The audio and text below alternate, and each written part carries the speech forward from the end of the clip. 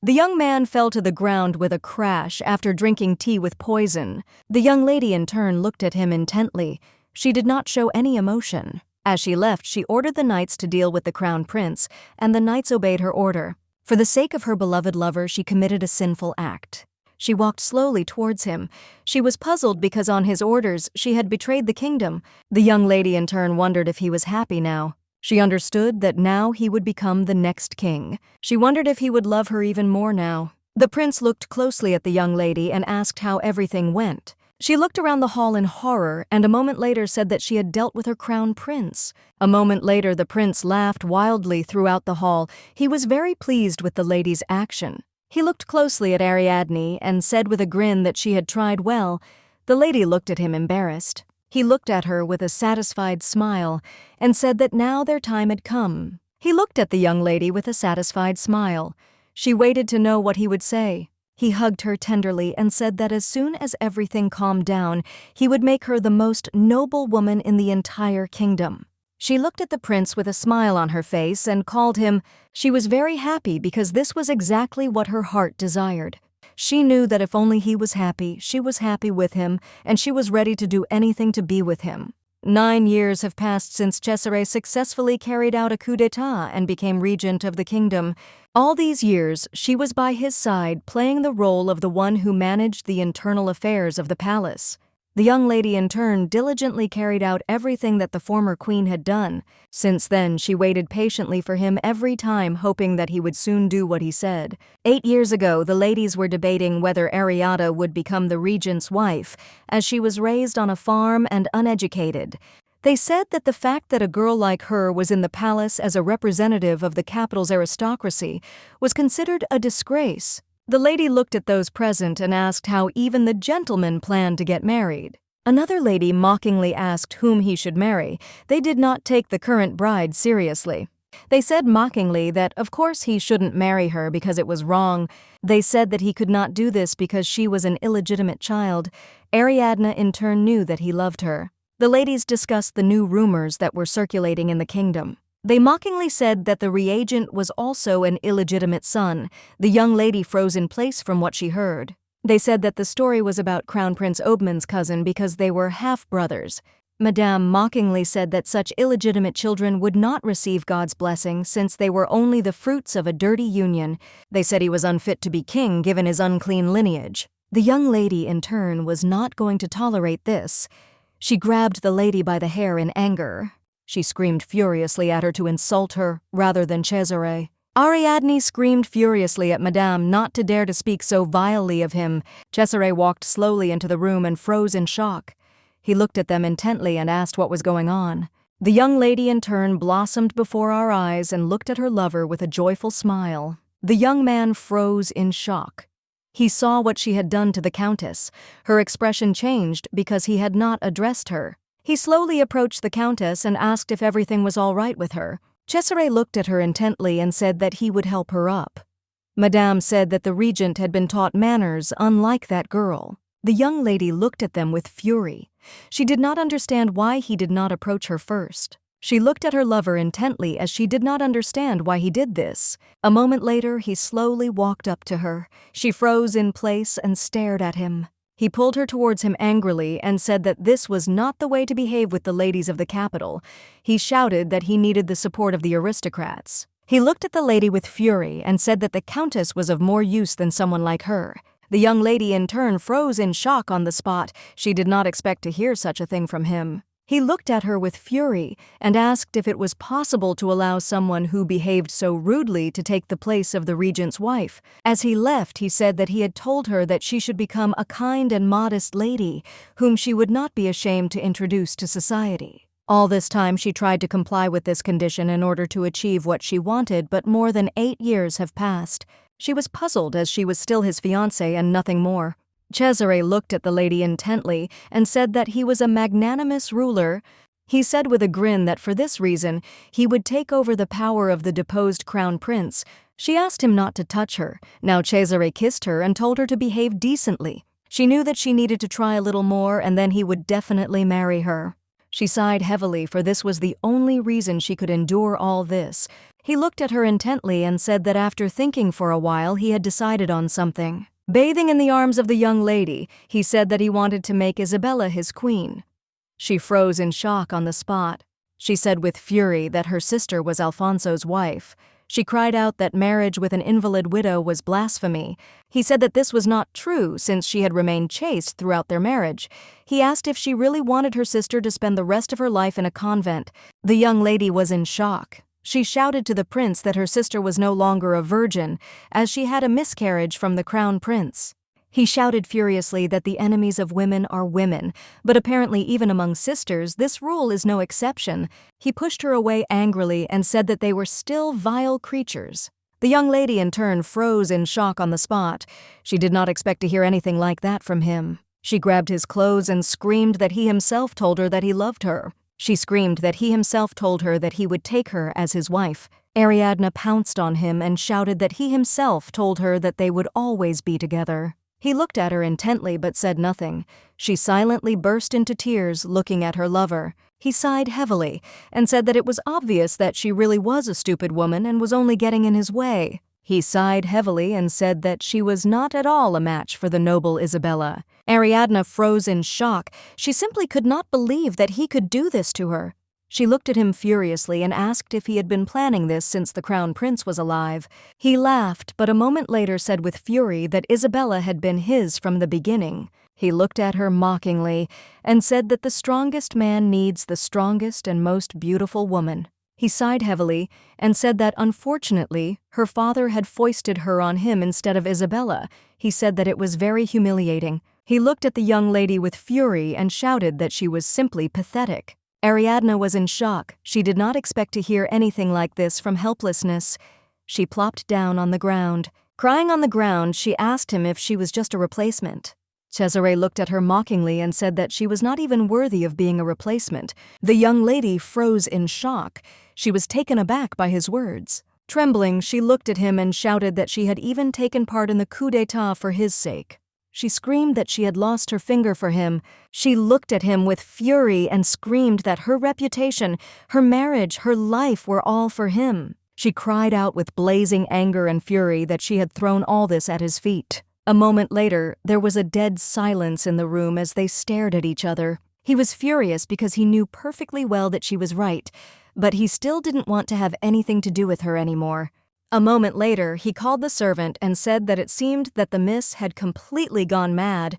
He glanced sideways at the young lady and said that he would lock her in the western tower. Ariadne was furious and shocked. She screamed and called him, but it was all in vain. The young lady was walking slowly through the garden with her lover. She was glad that he was next to her. He looked at her intently and said with a smile that those lilies of the valley on the edge of the road were so humble in their bow. He smiled and said that only he was able to see her in them. She froze in embarrassment. The young lady looked at her lover with a radiant smile and called him. The young lady in turn lay quietly and in despair in the dark, damp dungeon. Opening her eyes, she hoped that it was just a dream and that soon everything would be as before. She sighed heavily because she knew that today was the day of the coronation. She heard the song that she had prepared herself for this day. She knew that he would be at the ceremony that she had prepared. She did it all just for her love. She knew that if he had kept his word, she would be next to him now. A moment later, she heard someone's voice and sat up. The young lady looked closely at her sister and asked with a smile if she had slept well. She was shocked as she did not expect to see Isabella now. She looked at her sister with fury and asked how she got here. She asked her sister angrily what kind of relationship she had with Cesare. Isabella looked at her with the most innocent face and asked how she dared to speak so impudently about her husband. The young lady froze in shock on the spot. She didn't expect to hear anything like that at all. Ariadne told her sister that if she was angry with her because of Crown Prince Alfonso, then she apologized. Isabella looked at her in surprise. A moment later, she told her sister with a grin that she was not angry at all and that she was talking about her husband Cesare. The young lady was taken aback and looked at her sister in surprise, asking what she was talking about. Isabella asked her sister with a smile if she didn't think that the status of the most noble woman in the kingdom was created especially for her. Isabella asked her sister how she dared to intend to become queen, leaving her sister behind. She said that she should have given up on this idea and stepped aside. Isabella told her sister that she had blackened her name by calling her an indecent widow who had an unborn child. She asked if she was willing to take responsibility. The lady looked at her sister with fury and asked if this was the reason for her anger. She angrily asked her sister how her late husband was, since he had been sincere and kind to her. Isabella looked at her sister in bewilderment and asked if all men weren't kind to her. She sighed heavily and said that if she responded to everyone's feelings, she would become famous as a prostitute, giving away her body and love. She looked at her sister with a grin. Ariadna asked her sister if she really loved Cesare. She screamed that they should have gotten engaged from the very beginning, many years ago. Ariadna screamed at her sister that it was she who gave her this marriage. She looked at her sister with fury and asked why she had only just arrived now. Isabella thought for a moment and said that in those days he was just a simple count, but now everything has changed a lot. She looked at her sister with a smirk and said that after today's coronation he would receive full power over the throne. She said with a grin that of course she regretted Alfonso's death, but he could not make her his queen. She looked at her sister intently and said with a smirk that this was more than enough reason for his death. Ariadna was shocked. Isabella said that she wanted to take a place next to the ruler of the state, and Cesare was able to give her what she wanted. She smiled softly and said that he had paid a price worthy of him to receive her in return. The young lady was shocked by what she heard, as she knew that he was everything to her. She was shocked because he was the one she valued even more than herself. She looked at her sister intently and said that she did not love him at all and that she had separated them for her own whim. Ariadne screamed and asked her sister if she had really done this just to gain status and take the throne. Isabella looked at her sister with a smile. She was mocking her. A moment later, there was a dead silence between them. Ariadne was aware of everything she had heard, but a few minutes later, Isabella burst into hysterical laughter. She looked at her sister intently and said with a grin that it was he who came to her and began to beg. She said that he promised to give her status just so that she would be near him. Isabella smiled and said that he never forgot about her, and he said that when he hugged Ariadne, he imagined her. She said that because of her large frame, it seemed to him as if he was hugging a man. Her hair was so black like a raven's. He told her that she was so sweet and delicate that she was perfect for his embrace. He told her that she looked like an angel. Isabella looked at her sister mockingly and asked if she had ever been the object of someone's such passionate desire. The young lady in turn froze in place with rage. She was suddenly flooded with memories of how he had behaved towards her. Isabella in turn looked at her sister with a smile. She said that she even risked her life and dedicated herself to a man. She mockingly told her sister that she got nothing in return. Isabella said they didn't know what gratitude was. She said they weren't to be trusted at all. She looked at her sister closely and said with a smile that they were simply getting what they wanted for the right price. The young lady was shocked and screamed that her lover was not like that. Isabella looked at her sister intently but said nothing. A moment later, she said that he was simply madly in love with her. Isabella shouted that eventually he would get tired of her and then he would remember Ariadne. She said mockingly that he would then remember her, that she had been devoted to him for 14 years. She sighed heavily and said that she didn't want to worry about the future. She looked at her sister with a radiant smile and said that for this reason it would not hurt her. She pierced her with her sword through and with a smile said that she could not come to hurt her precious sister. Ariadne was furious because she knew it was unfair since her sacrifice was not returned to her with his love. She was confused and didn't know where she had gone wrong and what had gone wrong. She knew that if she had gone back, she would have done everything differently. There is a golden rule. For sinful deeds there will be retribution, and for good deeds there will be good in return. Opening her eyes, she froze in shock as she found herself in the place where she lived as a child. She saw small hands that belonged to her. With lightning speed, the young lady rushed to the mirror. She froze as she saw that she had become a child again. She was surprised because she realized that she had gone back in time. She looked at her reflection in surprise, as she did not understand where the birthmark came from. Madame came closer to me and called out angrily. Madame looked at her with fury and asked if she really considered herself a noble maiden. Madame did not skimp on insulting the girl. The young lady in turn understood perfectly well that this time she had to protect herself. She looked at Madame with fury, for she knew that she would not allow herself to be neglected any longer. She turned to fight back, but a moment later, another woman ran up to them and called out to her. The madam looked closely at the young lady and said with alarm that it would turn out that she would soon be taken away. The young lady in turn thought for a moment, since today was the very day when her father would bring her home. Cardinal de Marais, who took holy orders like other clergymen of that era, had a wife and children. However, in the rank of cardinal, he could not afford a legal wife. Lucretia, born an aristocrat, remained with him in the status of his mistress, but she behaved like his legal wife. They had 3 illegitimate children who were treated as if they were born in marriage. Among them, the second child was Isabella. Father valued her more than anyone else, for it was she who was sung by the Yods about her unchanging beauty and greatness. On the other hand, there was a girl born to a cardinal by a maid. Ariadne, being the child of a servant due to her ignoble origins, was expelled from home to live on the farms where she grew up. A moment later, the servant informed the cardinal that he had brought his daughter.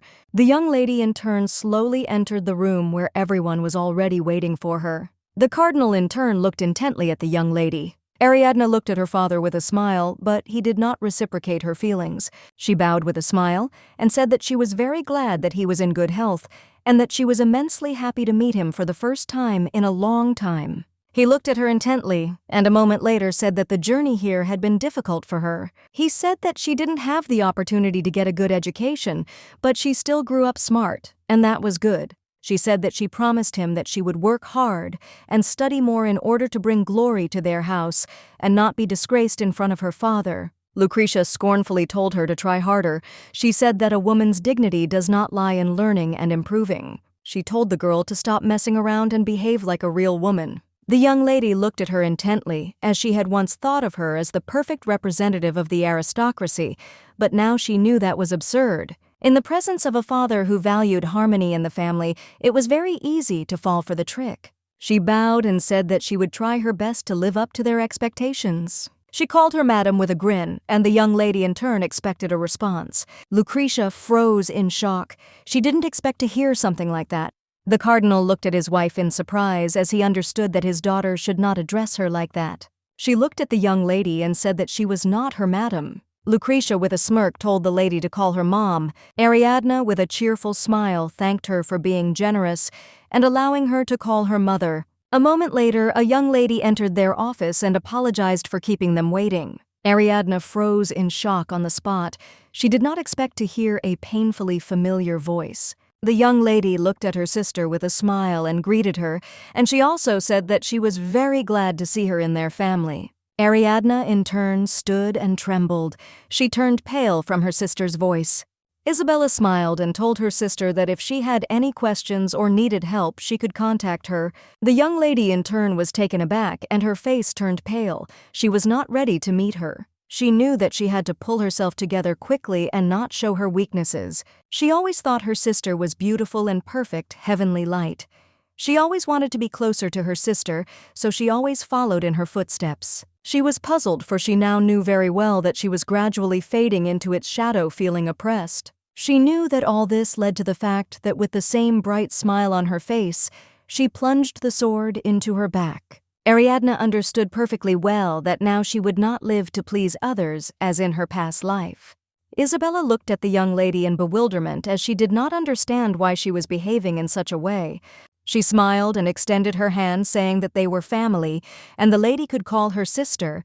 Ariadne's expression quickly changed, and she thanked her sister with a radiant smile. The cardinal looked at them with a smile and said that, looking at how friendly they all were, he was immensely happy. All those present looked intently at the cardinal, showing no emotion. The madam looked at the lady with fury and told her not to even dare to create problems for them. Ariadne sighed heavily, since she had done nothing of the sort. She sighed heavily as she knew it was time for her to begin her planned action. The young lady looked at her with fury and shouted that she would never acknowledge her. She shouted that she simply did not believe that she was her sister. She screamed that the girl grew up on a farm as a commoner.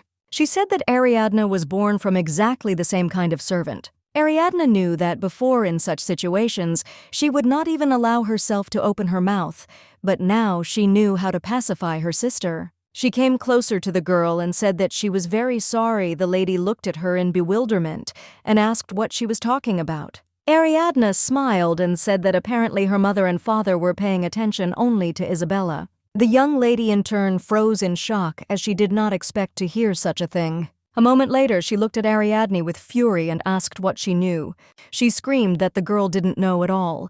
She pushed Ariadne away with fury. A moment later, the young lady froze in shock as she did not expect something like this to happen. At the same time, Isabella sat on the stairs shocked by what was happening. When the young lady wanted to push Ariadne away, she accidentally pushed her sister and she fell to the ground with a crash. Ariadne sighed heavily because she knew that trouble was about to happen. She looked at the little girl with a smile. The cardinal came out into the corridor in a rage.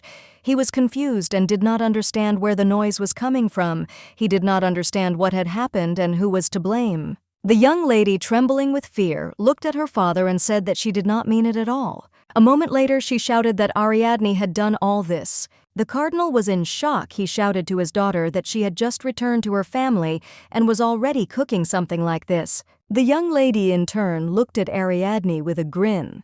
She was glad that her father believed her. Ariadne told her father that she was very sorry for the inconvenience she had caused everyone, but that dear sister Isabella had suffered in trying to help her. The young lady in turn froze in shock as she did not understand what her sister was talking about.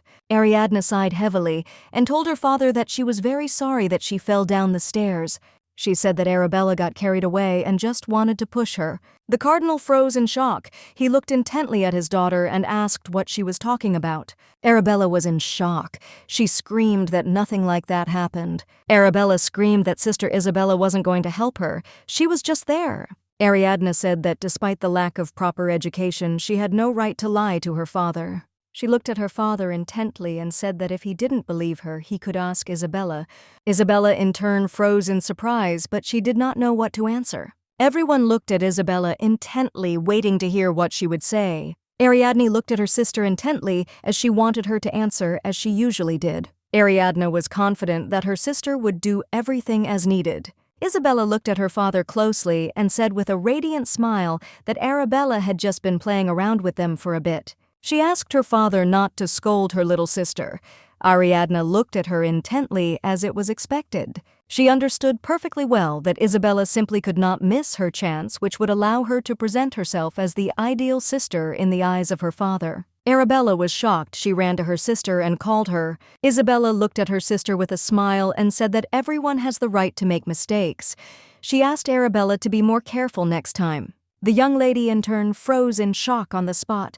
She did not expect something like this to happen. The cardinal shouted to his daughter that she was forbidden to leave her room for the next 2 weeks, and that she would pray and eat bread and water. Arabella was shocked. She ran to her father and shouted that she did nothing wrong. He looked at her with anger and said that it seemed she had forgotten about repentance.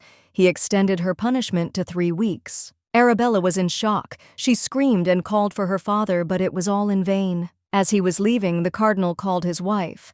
He was furious because he did not know where she was now. Arabella in turn shouted after her father that she was not at all to blame. The young lady looked intently at her sister while the cardinal shouted at his wife that she was teaching their children incorrectly. She looked at everyone with a satisfied smile since everything turned out even better than she expected. She knew that this was only the beginning. The young lady looked at her father and said that she did not want to marry him at all as he was an illegitimate child.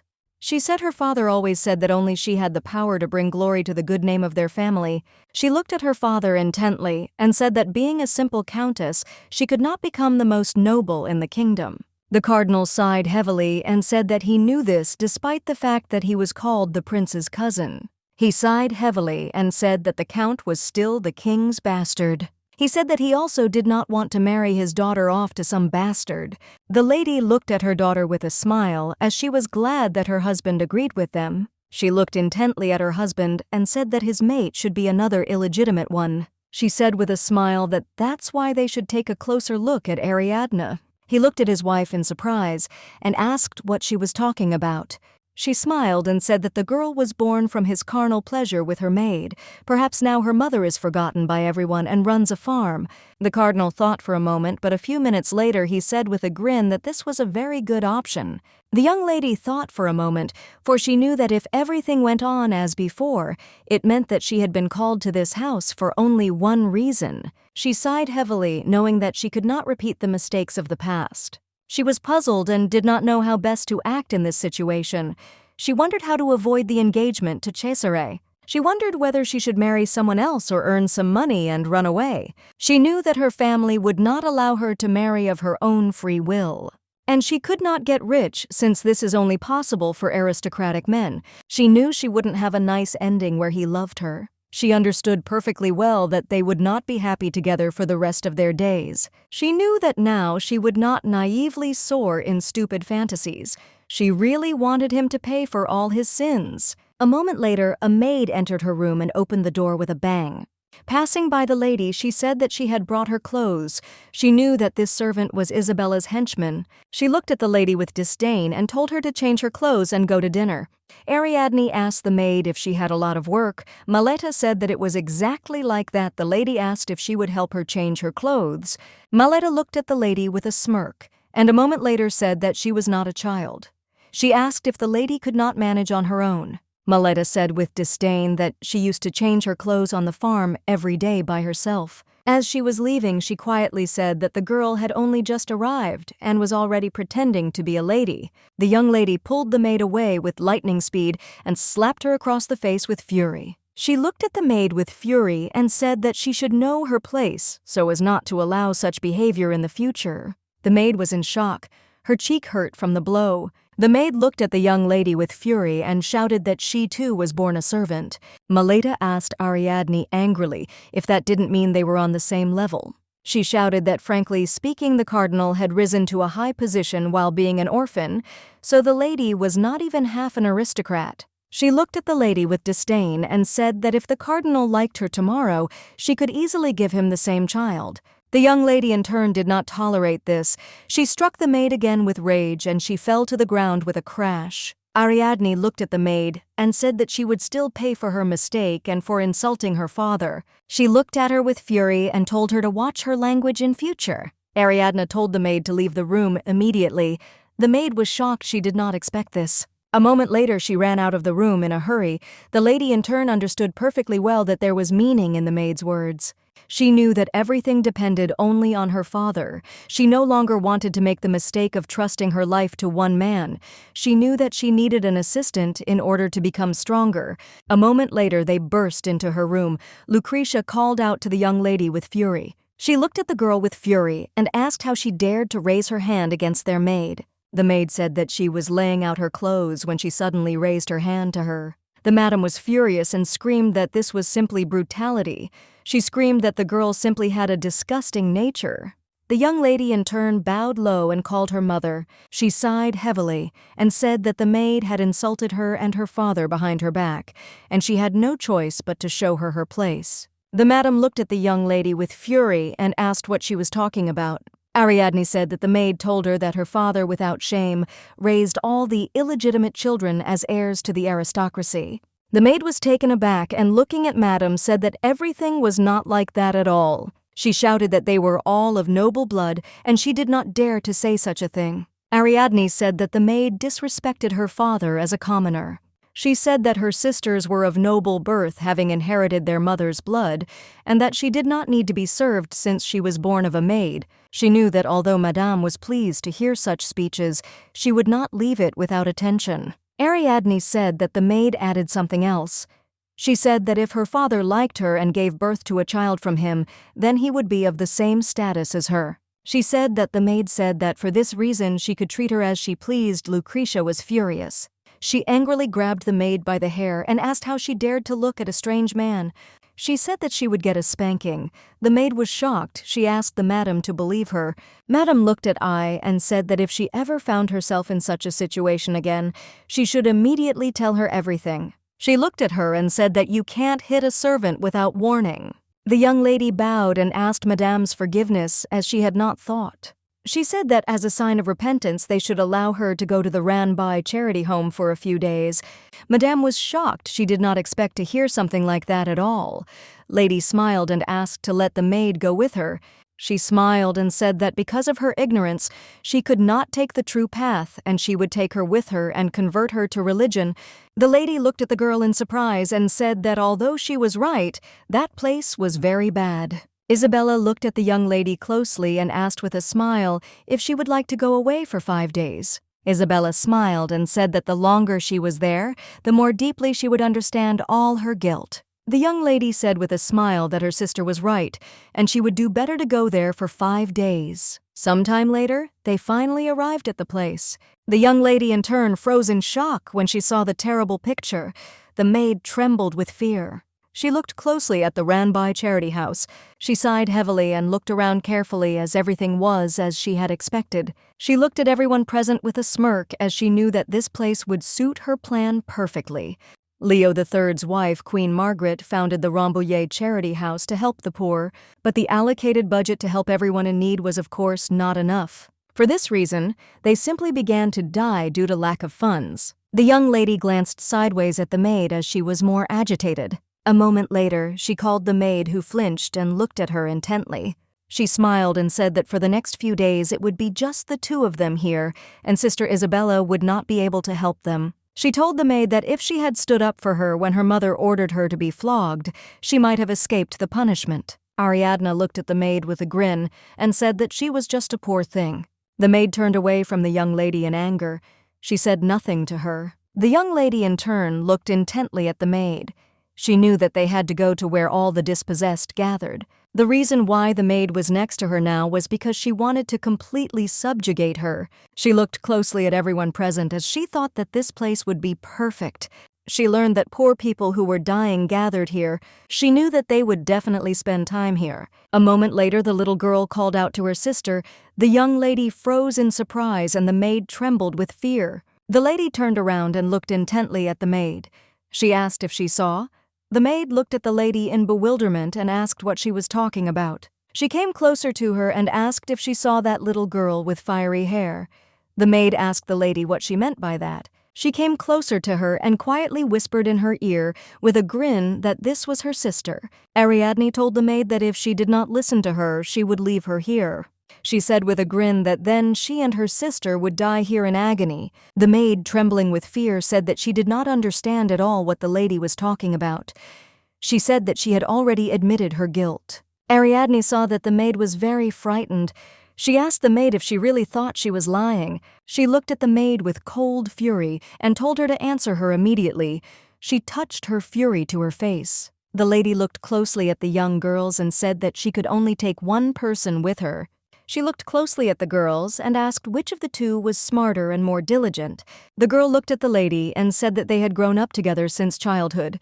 She said that she promised to work hard but asked to take them both. Her sister looked at her with fury as she knew she had to get out of this place. She quickly pushed her away. She looked at the lady with a smirk and said that if there could only be one person there, it should be her. Then her sister is capable of stealing and her hands shake, which means she won't be able to work. Isabella looked at the girl with a grin and said that she had big ambitions. She said that she had made her choice. Maleta smiled and said that she would try her best. Sancha looked at her sister in surprise. Maleta told her sister to sit quietly with rage. She said she would get her out as soon as she earned some money. She screamed that if even one of their family members got through, they would be able to help someone else, and so she should just wait for her. Sancha was shocked. She did not expect that sister would act like this. She shouted after her, but it was all in vain.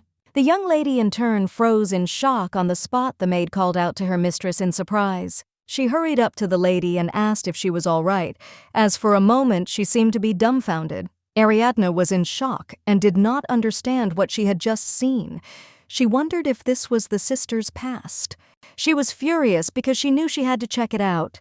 She walked towards the girl, but the maid screamed and called for her mistress. Sancha looked at Maleta in surprise and asked if it was she. The young lady came closer to the girl and asked how she was feeling. Sancha looked at the lady and asked what she was talking about. The young lady looked at her intently and said that she had to answer one question. She asked the girl if she had a sister who worked as a servant in the house of an aristocrat. Sancha nodded in response. The lady looked at her and asked if she said that if she achieved something she would help someone else. Sancha was taken aback and looked at the young lady in surprise. She did not understand where she had learned such information. The young lady froze in shock as she realized that what she had seen was true. The young lady rose slowly and thanked the girl for her answer. She told her that she very much hoped that she would get better. Sancha was in shock and shouted at the young lady to wait. She asked the young lady for permission to have one conversation with her sister. The girl said that after her sister left for a rich house, they never saw each other again. The lady looked at the girl with fury and asked if she really meant to say that during all this time, her sister had never contacted her. She said that it was all true and that today was the first time they had met, and she was grateful that sister was here now to meet her. The lady looked at the girl and asked if her sister had never helped her. Sancha was taken aback and froze in place. Ariadne looked closely at the girl. She could clearly see what a deplorable state the girl was in. A moment later, she called her maid, who turned pale in face. She looked at the maid with fury and asked if she didn't know the girl. The maid hesitated, not knowing what to answer. A moment later, she said that she didn't need it at all. Sancha froze in shock at her sister's words. A moment later, she grabbed hold of the young lady's outfit and asked for help. She prayed and asked for forgiveness and help. She asked to take her away from this place. The young lady looked closely at her maid and called her while the girl continued to beg for help. The lady told her maid to call one of the caretakers to them. The young lady sighed heavily and finally sat down to rest. She was very puzzled because she was hungry. She looked at the caretaker and told him to give the girl some more food. He looked at her intently and said that although she was his lordship's daughter, they could not treat the poor in a special way. She looked at him intently and said that she understood everything. She said that in that case she would give her food for today. She wanted to help her only once, but it was already the third day. She wondered for a moment what she had seen then. She was surprised because it seemed to her that she saw the memories of her servant. After that, she touched her again, but nothing else happened. She thought it wasn't always about touch. She was confused and didn't know what kind of gift she had. A moment later, she saw a beautiful and large apple in front of her. She looked in surprise at the young man who offered her an apple and froze in shock. She was puzzled because she saw Alfonso in front of her. He asked her with a radiant smile if she would like an apple. She was puzzled because she knew that he was the very man whom she had pushed to death with her own hands. She accepted the gift with a smile, for she knew that she had returned to the time when she had not yet sinned. The young lady looked closely at the beautiful apple and thanked the prince. She slowly began to eat. She knew very well that this was her chance for a new life. She sighed heavily and glanced sideways at the prince as she had not expected to meet him at all. She knew that she would never have another chance to meet the prince in person. She looked at the prince intently and said with an innocent smile that she had been hungry for several days, but thanks to him she had a little snack. He looked at her in surprise and said that he heard that she gave her food to a sick child. The young lady timidly told the prince that he was right. Ariadne was nervous and wondered what to talk about to get closer to him.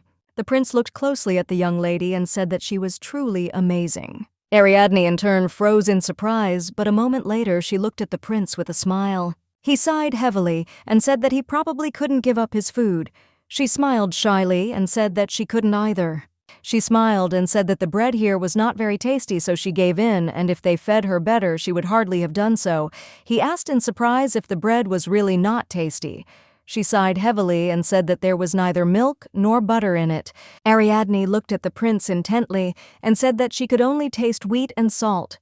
He looked at her in surprise. A moment later, he smiled shyly at her but said nothing. She looked at him with an innocent smile, knowing that she didn't even have to act like she knew he was a prince. They sat quietly in each other's company for some time. He looked at her intently and asked how much longer she would be here. She sighed heavily and, looking at the prince, said that she would be here until tomorrow. He looked at her in surprise and asked if she would continue to give her food to that girl. She thought for a moment and said that she had only wanted to help her until today, but she had been treated to such a delicious apple that she had decided to change her mind and would now do without food tomorrow. He looked at the young lady in surprise for a moment, then gave her a soft smile. A moment later, he slowly reached into his pocket. The young lady looked at him in surprise, as she did not understand what he was doing. He looked at the lady with a gentle smile and said that it would be nice if she could eat something else, but unfortunately, he had nothing except a few cookies. She looked in surprise at the cookie he handed her. The young lady smiled, as she realized that getting closer to the prince was much easier than she imagined. Ariadne smiled and thanked the prince. She said that she would gladly eat what he gave her. A moment later, she stood up and said that it was time for her to go. He looked at the young lady in surprise and asked if she was leaving already. She sighed heavily and said that she needed to return before her absence from class was noticed. The young lady smiled and said goodbye to the prince. She was confused as she didn't know how soon such an opportunity would arise again.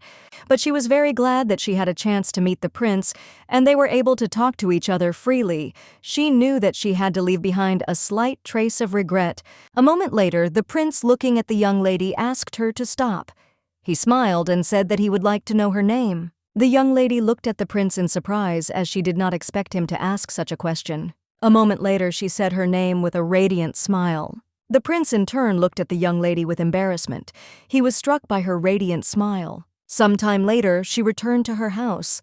Madame looked at her in surprise and asked who was next to her. The young lady looked at Madame intently and said that she had brought the girl from a charity home. Madame asked her furiously if she was completely out of her mind.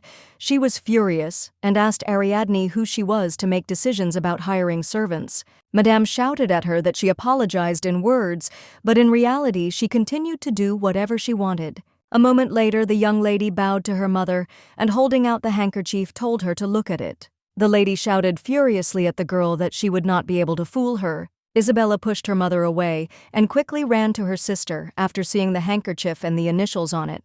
She looked at her sister in surprise and asked if this scarf really belonged to Prince Alfonso. She hastily asked her sister where she got the scarf from. The young lady looked at her sister intently, as she had guessed everything at once.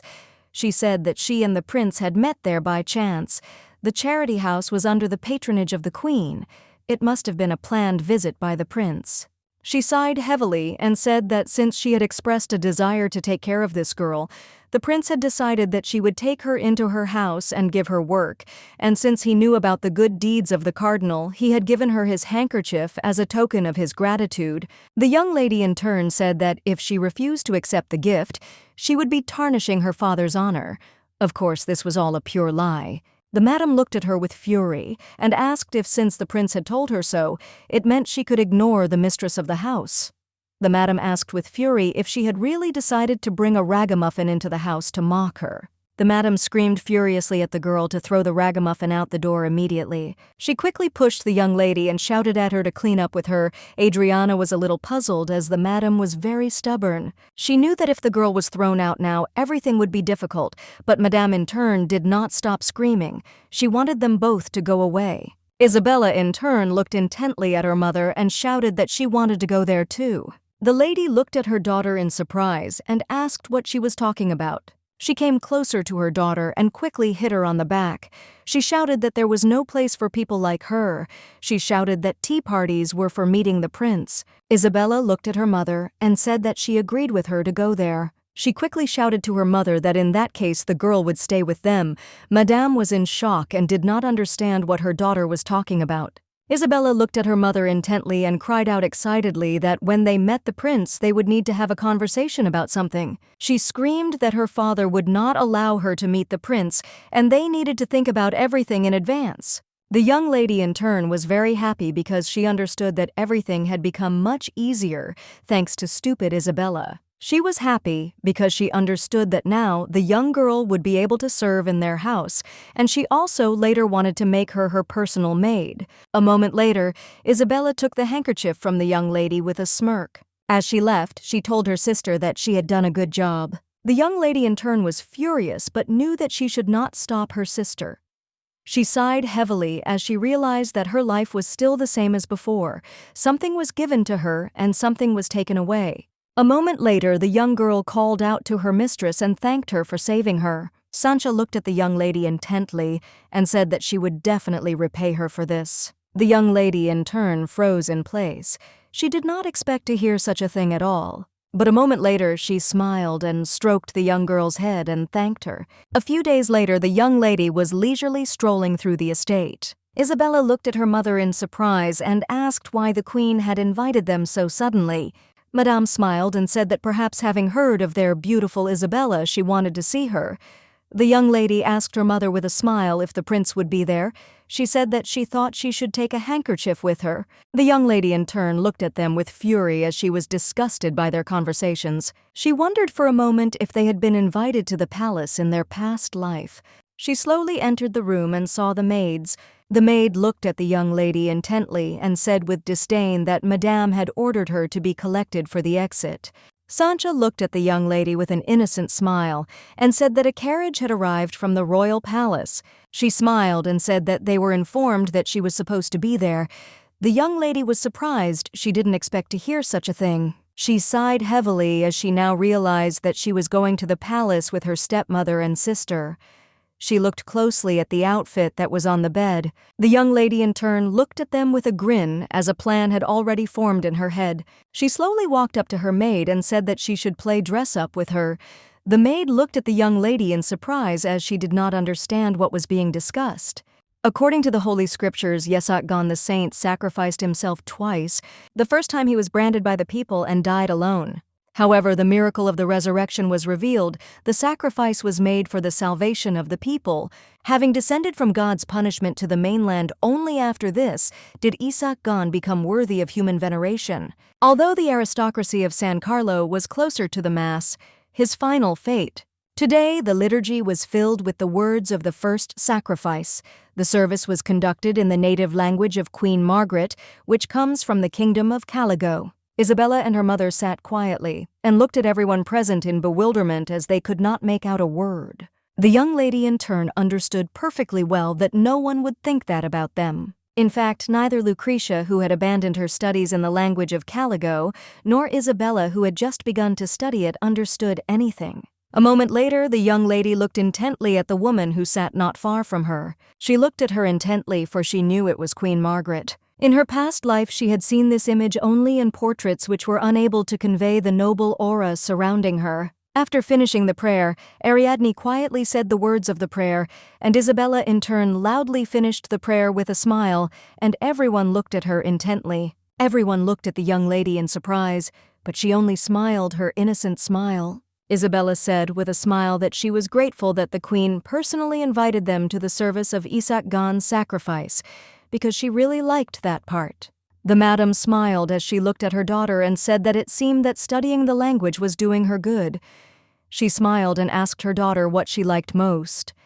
The young lady in turn hesitated, not knowing what to answer. A moment later, she said with a radiant smile that the final part about the second sacrifice was closer to the heart. Ariadne looked at her sister in confusion as she realized that sacrifice was the only word she could make out of what was said. Ariadne knew that today's place was dedicated to his first victim, and she was now talking about another. Isabella smiled and said that after the death of Yesak, all the people came out and mourned him. She smiled, and with a radiant smile asked how happy it was for him to hear the sorrow over his own death. Everyone froze in shock on the spot. They did not know how to react to her words. Madame was shocked as the girl envied his glory after death, instead of being grateful for the sacrifice he made for the people.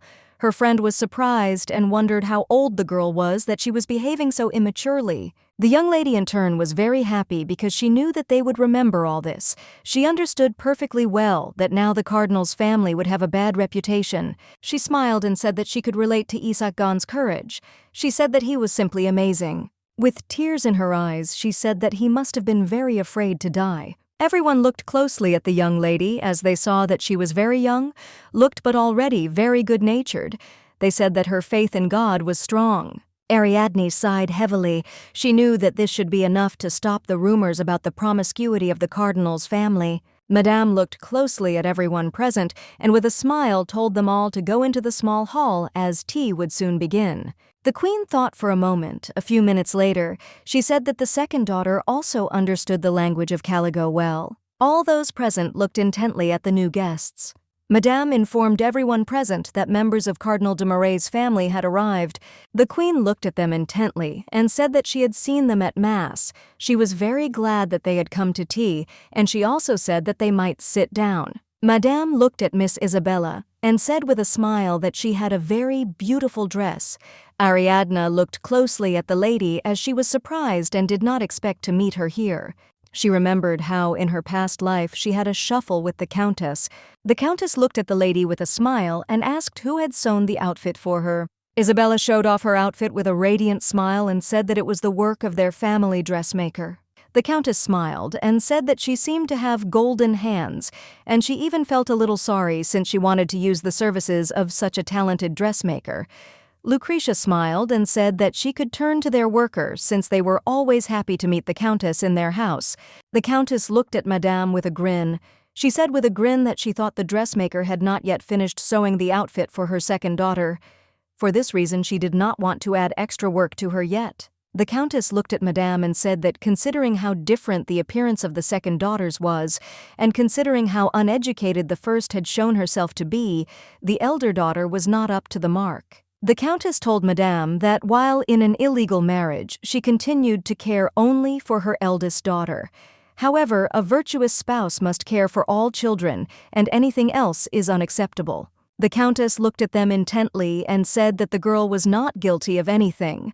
Isabella looked intently at the Countess and, asking for forgiveness, said that she would like to add something. She smiled and said that her little sister had recently returned from the village where she had been staying for health reasons, so she didn't have many clothes, and the dressmaker had just started sewing. She smiled and said that for today's event, she lent her sister her outfit because they are almost the same age. She smiled and said that sisters are supposed to share everything. She looked at her sister closely and said with a smile that there seemed to be a misunderstanding since her previous clothes had been tailored to her modest taste. Isabella looked at her sister intently and asked if she was right. The young lady in turn glanced sideways at her sister since she knew without words what her thoughts were. She knew that Isabella was waiting for her to give the right answer. A moment later, her expression changed, and with a radiant smile, she said that everything was exactly like that. She smiled and said shyly that this outfit was even too perfect for someone like her.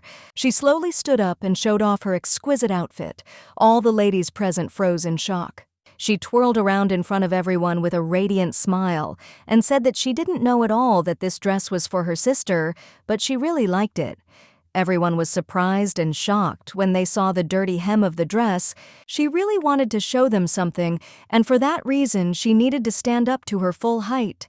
She looked at her sister with a smirk because she knew that she would clearly appreciate such an answer. A moment later, everyone began to whisper as they saw the state of the hem of the outfit. They said that most likely the pleasantly given outfit from long work in the kitchen. They said that most likely this was just the outfit of some servant. The Countess looked at Madame intently and said with a grin that it looked like they were raising the Cardinal's daughter like a servant. Madame froze in shock, not knowing what to answer. The lady looked at Isabella and asked if Ariadne was just wearing her clothes. Isabella hesitated, not knowing what to answer. A moment later, the queen looked at everyone present and told them to all calm down. She looked at Isabella intently and said that she had one more question for her. She looked at her with a cold gaze and asked if she had ever worn such a petticoat before. Isabella, in turn, hesitated. She could not answer the question asked. The queen looked at Madame intently and said that everything was clear to her. She told her to take her eldest daughter and return home. The queen looked at Madame intently and addressed her by her maiden name, thereby humiliating her. The young lady in turn looked at Madame with a smirk, for she knew that she was now being openly treated as a mistress. She knew that this was a disgrace to her. The queen looked at her maid and told her to take her second daughter and give her a clean lift. Madame slowly walked past the young lady and said that she would now do everything. Ariadne was a little surprised. She did not expect anything like that at all. For a moment, she stood frozen in surprise, not knowing what to do. Some time later, the young lady walked along the corridor of the castle with Madame. She looked around slowly as she could not imagine that she would find herself in the Queen's palace again. She stayed in the Queen's palace for 9 years as Cesare's bride. She, the young lady in turn, was furious, as she very much wanted to erase this from her memory. A moment later, lost in her thoughts, she stumbled and accidentally bumped into Madame. A moment later, the madam said that the crown prince was coming towards them. The young lady in turn was surprised and shouted out the prince's name. He froze in surprise as he did not expect to see her in the palace. She looked at him in surprise and asked if he was the crown prince. He hesitated, not knowing what to say. Madame was taken aback and looked at the young lady with fury. She shouted that it was not polite for her to behave like that. Madame sighed heavily and said that before the young lady now stood the only heir of King Leo III and Her Majesty Margaret, His Highness, Prince Alfonso de Carlo. The madam in turn shouted at the young lady to behave accordingly with the prince. Ariadne looked closely at Madame, for she knew that it was not customary for a cardinal's daughter to bow to the palace servants, but she was Her Majesty's trusted servant. So everything that Carla saw and heard would reach the queen. The young lady looked at the prince intently and, bowing, said that she had not behaved in the best way. She asked for forgiveness for her discourteous behavior. The prince sighed heavily and said to Carla that he had deliberately not told the young lady that he was a prince.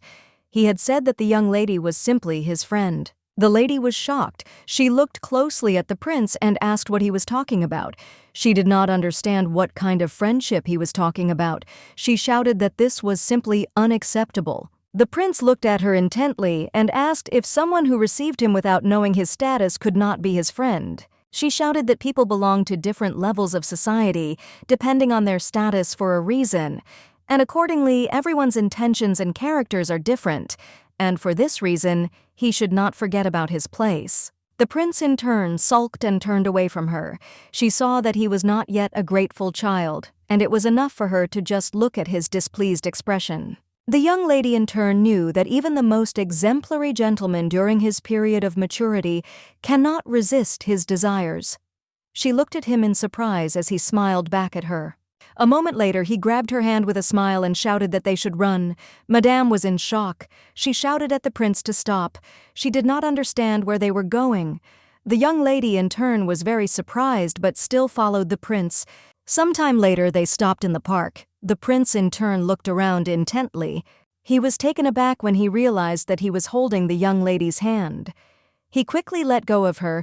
Ariadne looked at him with a smile and said that he was reacting too openly. He timidly said that she could call him by his name. Ariadne looked at him intently and with a playful smile asked if she was allowed to show him such respect. He looked away from her and asked her to stop saying such things. The prince said sheepishly that she didn't have to address him that way. The young lady in turn looked intently at the prince and gave him her beautiful smile. She said that in that case they could choose fictitious names for themselves. The prince froze in shock as he did not expect to see such a beautiful smile. He jokingly asked if she really wanted to call him by some affectionate nickname. From that day on, she had an embarrassed look on her face. He asked if she was too confident in herself. The young lady in turn sighed heavily and said that if she continued to call him by name every time they met, then others would understand that he was a prince. He looked at her in surprise. He sighed heavily and said that she was right. The young lady in turn understood perfectly well that the offer to start a secret relationship was a temptation that was difficult to refuse. He smiled and said that in that case they would do so.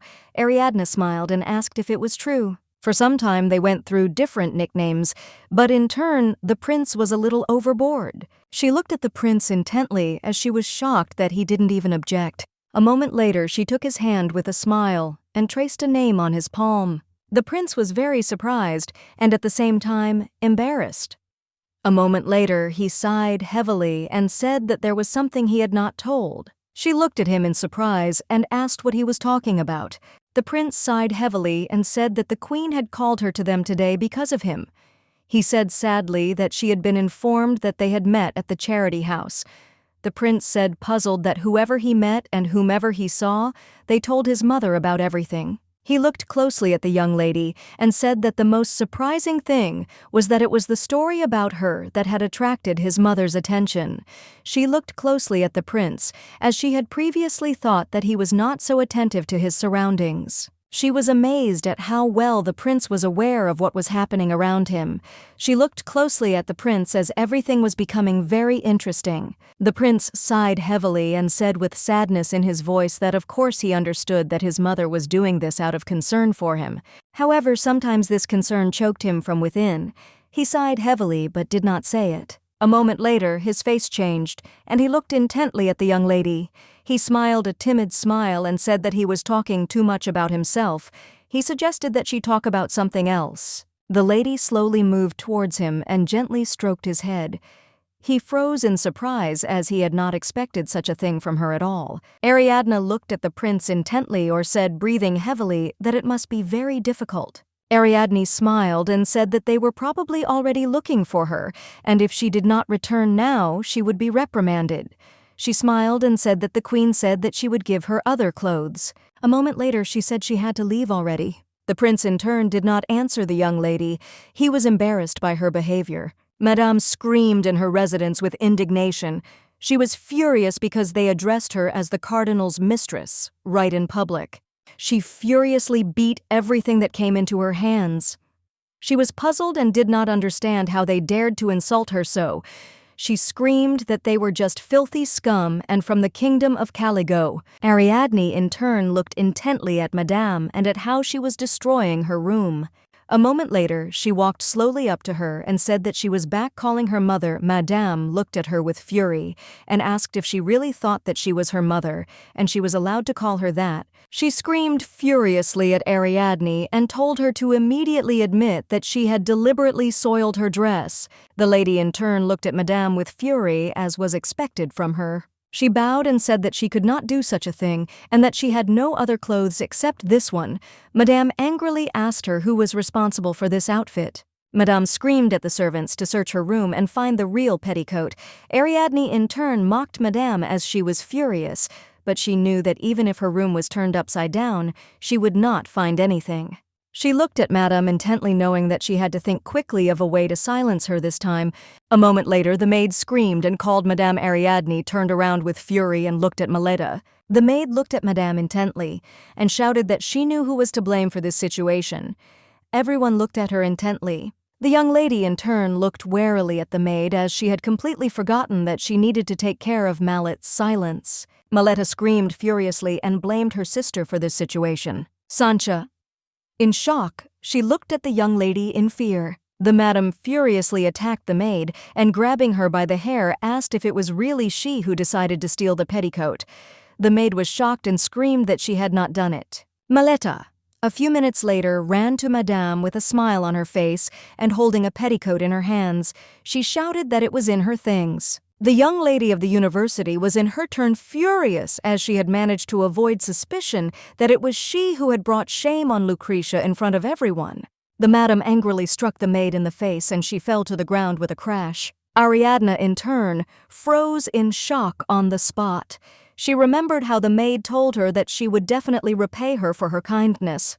She remembered the golden rule, since sinful deeds will be followed by retribution and good deeds will be returned. You need to treat your neighbor the way you want him to treat you.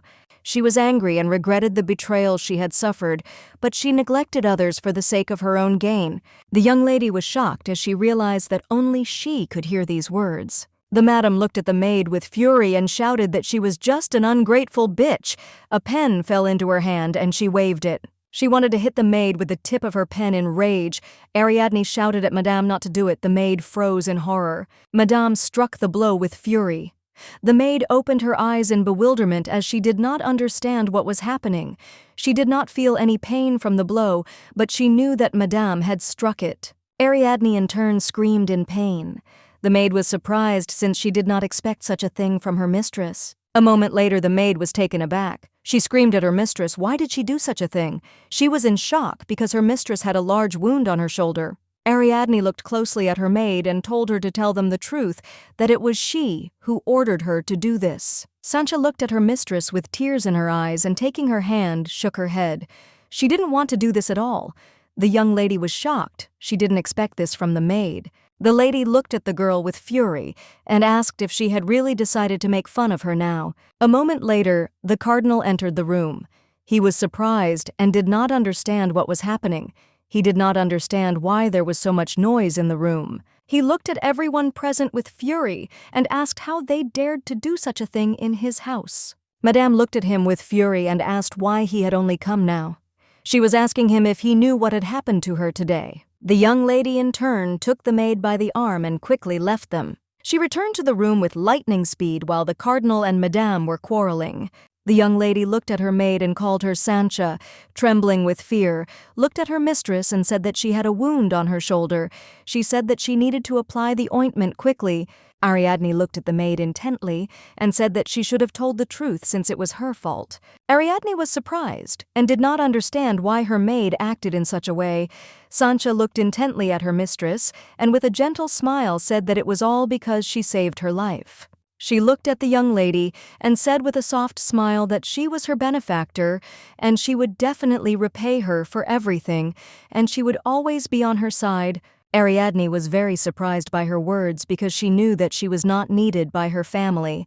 She was abandoned by her lover and no one had ever been on her side. The lady burst into tears, for she knew that she had let the servant into this house only for her own selfish purposes, and that her intentions were not at all kind. But despite this, the young maid supported her. The young lady rushed to hug the maid. She asked her for forgiveness. Sancha froze in shock and surprise on the spot. She did not expect such a thing from the mistress. Ariadne, with tears in her eyes, spoke of her servant, that from that moment on she would always protect her. Ariadne said of her maid that she would certainly make sure that her sister left her alone. She screamed, "Make sure no one threatens them anymore." Ariadne said that she would certainly protect her. The maid was amazed by her mistress's words. She hugged her with a gentle smile. A few days later, the estate was quiet. The young lady in turn sat quietly in bed and stared at her hands. She was puzzled and did not know what she saw then. The maid looked at the young lady intently and said that if she continued to touch the insect-bitten area, it would only get worse. Ariadne looked closely at the maid and told her to look at her hands. She asked if it seemed to her that her finger had become larger. The maid looked at the lady in surprise and asked if she really meant to say that it had swollen so much in just one day. Ariadne sighed heavily and looked closely at her hands. She said that it seemed so. The young lady looked closely at her maid and said that she was not at all what she seemed to her at the first meeting. Sancha, sitting on the bed, looked at the lady and asked what was her first impression of her. The young lady said with a smile that she was like a little kitten that she picked up on the street. She smiled and said that now she is completely different and very sharp-tongued. The maid looked at the young lady with a puzzled expression and told her to stop talking nonsense and go to class quickly. She asked the lady if she really wanted to come later than the language teacher. Caligo Adriana looked at the maid with an innocent smile on her face. A moment later she rose from her bed and said that it was indeed time for her to go. Approaching the door, she stopped and looked at her maid with a gentle smile. Adriana said that she would be back soon. The maid smiled and waved back. Adriana, in turn, walked slowly to class. She was in a very good mood since time flew by unnoticed for her while talking with her maid. She walked slowly down the corridor and planned what she would do after school with the maid. A moment later, the young lady stopped at the door, having heard someone talking. Madame looked at the cardinal and asked if she had to live there. The cardinal looked at her in surprise and said that it was originally her idea to bring Ariadne here. Madame was puzzled. She said that something had happened a long time ago, but now everything was different. She said that the girl was very stubborn and difficult to keep track of. He looked at her intently and said that if it was so painful for them to live together, they could quickly marry her off to Count Cesare. The lady in turn froze in shock at the door. She did not expect to hear anything like that at all. The only reason the cardinal did not want to give Isabella to Cesare was her high value. She was so valuable that it was simply a shame to marry her off to him. The cardinal considered his daughter the most useful weapon in order to sell her more profitably. He trained, raised, pampered, and cherished Isabella. All this was necessary in order to exchange her for wealth and the honor of society. And he considered the only heir to the throne, Prince Alfonso, to be the most suitable partner for the exchange. The young lady was furious. She understood that if it was all about Isabella's value, the cardinal intended to make her queen. She understood perfectly well that she had to become more valuable to him than she was. Ariadne understood that if this was not enough, then she would have to devalue Isabella. She walked slowly into the room, putting a smiling mask on her face. She noticed that her sisters were already learning the language. The young lady walked slowly into the room and greeted the madam in a foreign language. She bowed politely and with a smile and asked for forgiveness for disturbing him. Her sisters were shocked because they did not expect her to be able to speak this language. The madam quickly ran up to the young lady and said in surprise that her pronunciation was simply superb. She was surprised and did not know where the girl had studied. Ariadne smiled and said that among the people she had grown up with, there was one person who knew Caligo well. The young lady said with a gentle smile that, however, before she knew neither grammar nor the correct expression, but after meeting Madame she mastered everything that was missing to her. She looked at Madame and said with a smile that it was all thanks to her. Madame froze in surprise and embarrassment. Madame smiled and looking at the young lady said that she spoke another language perfectly and that she had excellent etiquette. The madam looked at her intently and said that it was nothing more than natural talent. The young lady looked away from the madam with an embarrassed smile. She was a little puzzled as she knew that it was just her many years of experience. Arabella looked at her sister with fury and indignantly asked how she knew so well how to speak a foreign language. Arabella screamed at her sister that this was one of the tricks she wanted to pull. She screamed at her that she was just a liar. Ariadne looked closely at her sister and said with a smile that it was not at all proper for her to shout like that in front of the teacher. Madame looked at the lady intently and asked if she had made her debut in high society yet. Madame looked at the lady with a gentle smile and said that she was already completely ready to go out into high society. Isabella, in turn, looked at Madame with fury. Isabella was furious because her sister was getting the attention she should have been getting. She was furious and didn't understand how her sister dared to do this. For a moment, she thought about the smirk on her face as she knew that all the eyes of the aristocrats would be focused only on her. A tightly cinched corset, the tip of the crystal barely touched her chest, makeup done with pearl powder, on the lips and cheeks a blush. Created from rose water, she was dazzling attractive. In the kingdom, the government was based on religion. The monarchs and nobles were souls who had acquired many virtues in their past lives and received favors in their present ones. Common people are those who have sinned in their previous lives. Therefore, noble souls should guide and govern the sinners. That is why in a kingdom, the religion that gives power to the rulers must be absolute. This is why one very important event takes place here. Once a month, the royal estate's nobles and commoners gather together to listen to the great mass, where the cardinal conveys the words of the Holy Spirit. The cardinal and his family slowly entered the temple. Everyone looked intently and with admiration at the young Isabella. The young lady next to her, in turn, shone with beauty. They looked at her closely because they noticed that she was wearing a blue dress today. They noticed her golden cross on her neck. They said that it looked like it was the work of the jeweler, Luke. They were amazed by her beauty. The men sighed heavily after the young lady, as it was difficult for them to express their admiration in words. The young lady, in turn, was very glad that all eyes were on her. Straightening her beautiful back, she slowly walked past everyone present. But a moment later she froze in surprise as all attention turned to her sister. Isabella looked at her sister with surprise and indignation. But a moment later she looked at her with a grin, for she saw that her sister was not wearing any makeup. Her hair was tied tightly. She was wearing a black, dull and gloomy dress, and she was also wearing a simple silver cross. The young lady in turn quickly turned around as she knew that her sister was poor, and she did not need to pay attention to her. Ariadne looked at her sister intently because she knew that she was just stupid. She knew that no matter how much her sister showed off bragging about expensive things, no one would remember her. Ariadne knew that if the events in this life were to repeat the events of the past, then something was bound to happen in the temple today. She knew that a very interesting situation would happen in the temple today, namely a blasphemy that would shake the established kingdom events, that would become decisive and lead to her engagement to Cesare.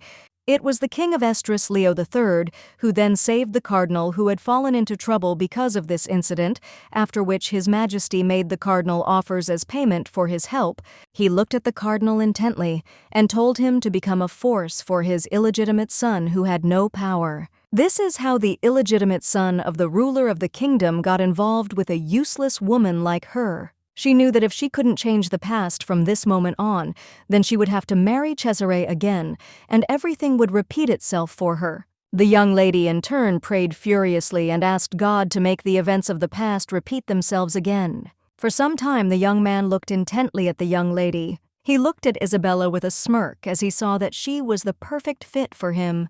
Cesare di Como, the most handsome man in San Carlo, the rarest jewels, outstanding breeds, racehorses, beautiful women, all this was in the hands of the young aristocrat.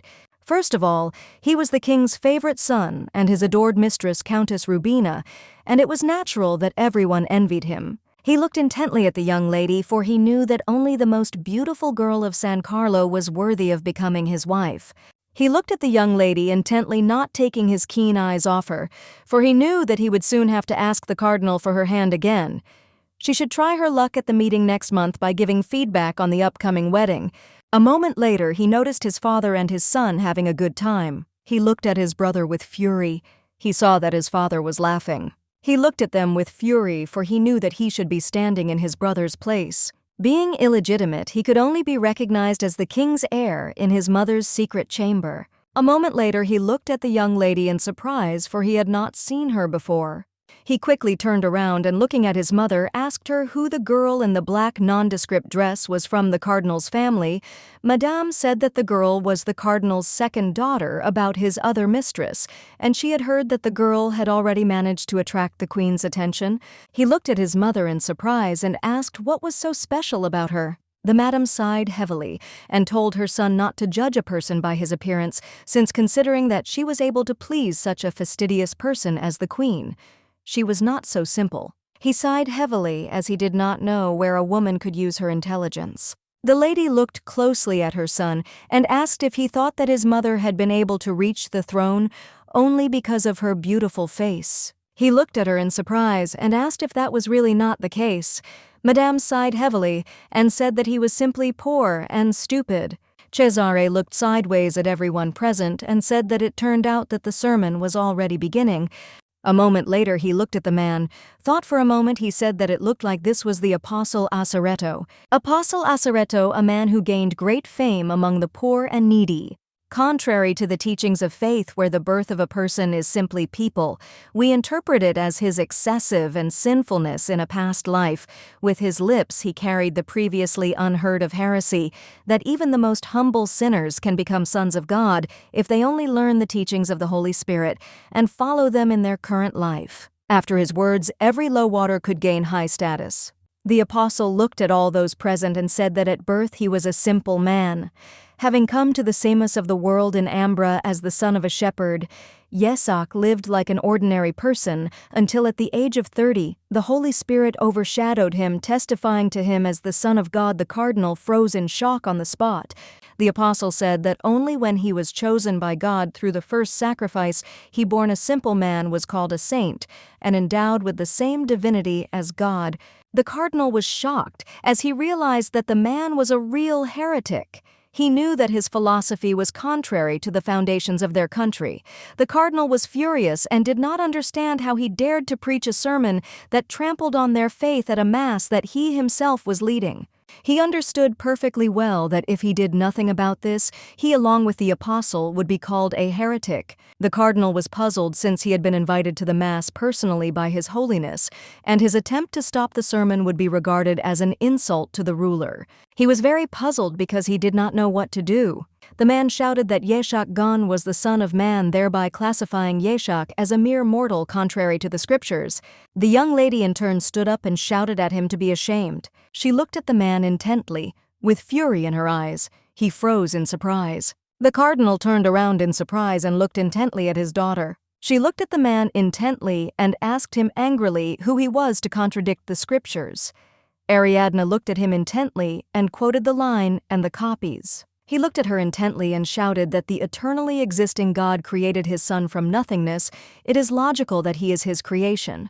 She looked at him with fury and asked who he was, since he claimed to know the truth better than Saint Manuel and Saint Sandro, who served him. He looked at her intently and said that he was nothing more than a resident of the island village, comprehending the word of God, and thus he seeks the truth.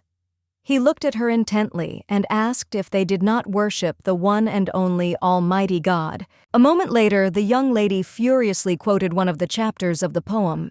She said that he appeared in the flesh of the Father of the Holy Spirit, and he revealed that the Holy Spirit was his son. The cardinal looked at them with anger. He did not know what to do. She looked at him intently and asked if he really thought he knew more than Paulo. He was one of the 6 apostles.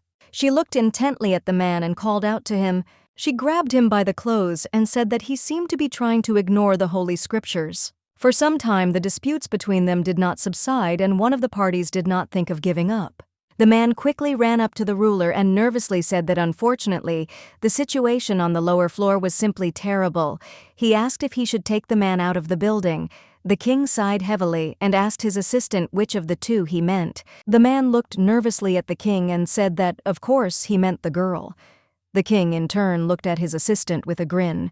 A moment later, he looked at his assistant and said that the apostle could have been sent away earlier. He looked at the man in surprise and asked why they were sending away that amazing girl.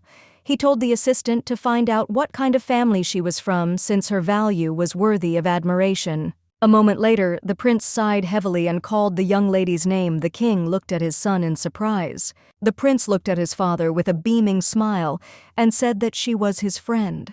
The prince looked closely at the young lady and said with a gentle smile that she was his most beloved friend. Ariadne looked at the man with fury and asked if he really wanted to ignore the Holy Scripture. The cardinal looked at his daughter with fury, for he knew what it was like, how she did not belong there. He was furious because he knew that she was just a worthless brat. He knew perfectly well that before it was too late, he had to fix everything. A moment later, a man burst into the temple and angrily asked everyone present where the accused sinner Alejandro was in the temple. He shouted furiously that he had come here to punish the heretic by order of the head of the church, Luis. Everyone looked intently at the man, whispering quietly among themselves. The cardinal froze in shock as he realized that the inquisitor himself was standing in front of him. The cardinal was shocked. He did not understand how the inquisitor had found out so quickly about everything that was happening here. He understood perfectly well that he should explain this situation before it became more complicated. The man looked at everyone present with rage and shouted for them to immediately bring the accused forward. He looked at the man with anger and said that he denied the unity of the Father, Son, and Holy Spirit. He was accused of heresy, distorting the nature of the Holy Scripture. He looked at the man with fury and said that for this reason, they were calling him a heretic and excommunicating him from the church immediately. The man stood there in shock and surprise, but he was also very angry. The cardinal rushed at full speed to the inquisitor. The inquisitor looked at the cardinal with fury and called him. The cardinal asked the inquisitor to listen to him. The inquisitor furiously told the cardinal that he would also be held responsible for preaching a heretic in a high-octane temple. The cardinal froze in place at the sound as he realized that he would also be punished. He was shocked as he realized that perhaps his guilt had been slightly embellished in order to limit him in the affairs of the church. The cardinal sighed as he understood perfectly well that no matter what, since the inquisitor had personally come to them as a representative of her head, everything he said now would be indisputable. He knew that he needed to try to calmly explain everything that was happening without provoking him. The cardinal looked at the inquisitor intently and asked him to listen to him, as he knew that there had been some misunderstanding and he had not invited the heretic to preach at all. A moment later, a young lady intervened in their conversation. Ariadne looked intently at the inquisitor and asked him to listen to her. The apostle's sermon on the appearance of the inquisitor for his punishment, all this happened to her in that life. She looked intently at everyone present and she understood that it was from this moment that the gambling game began.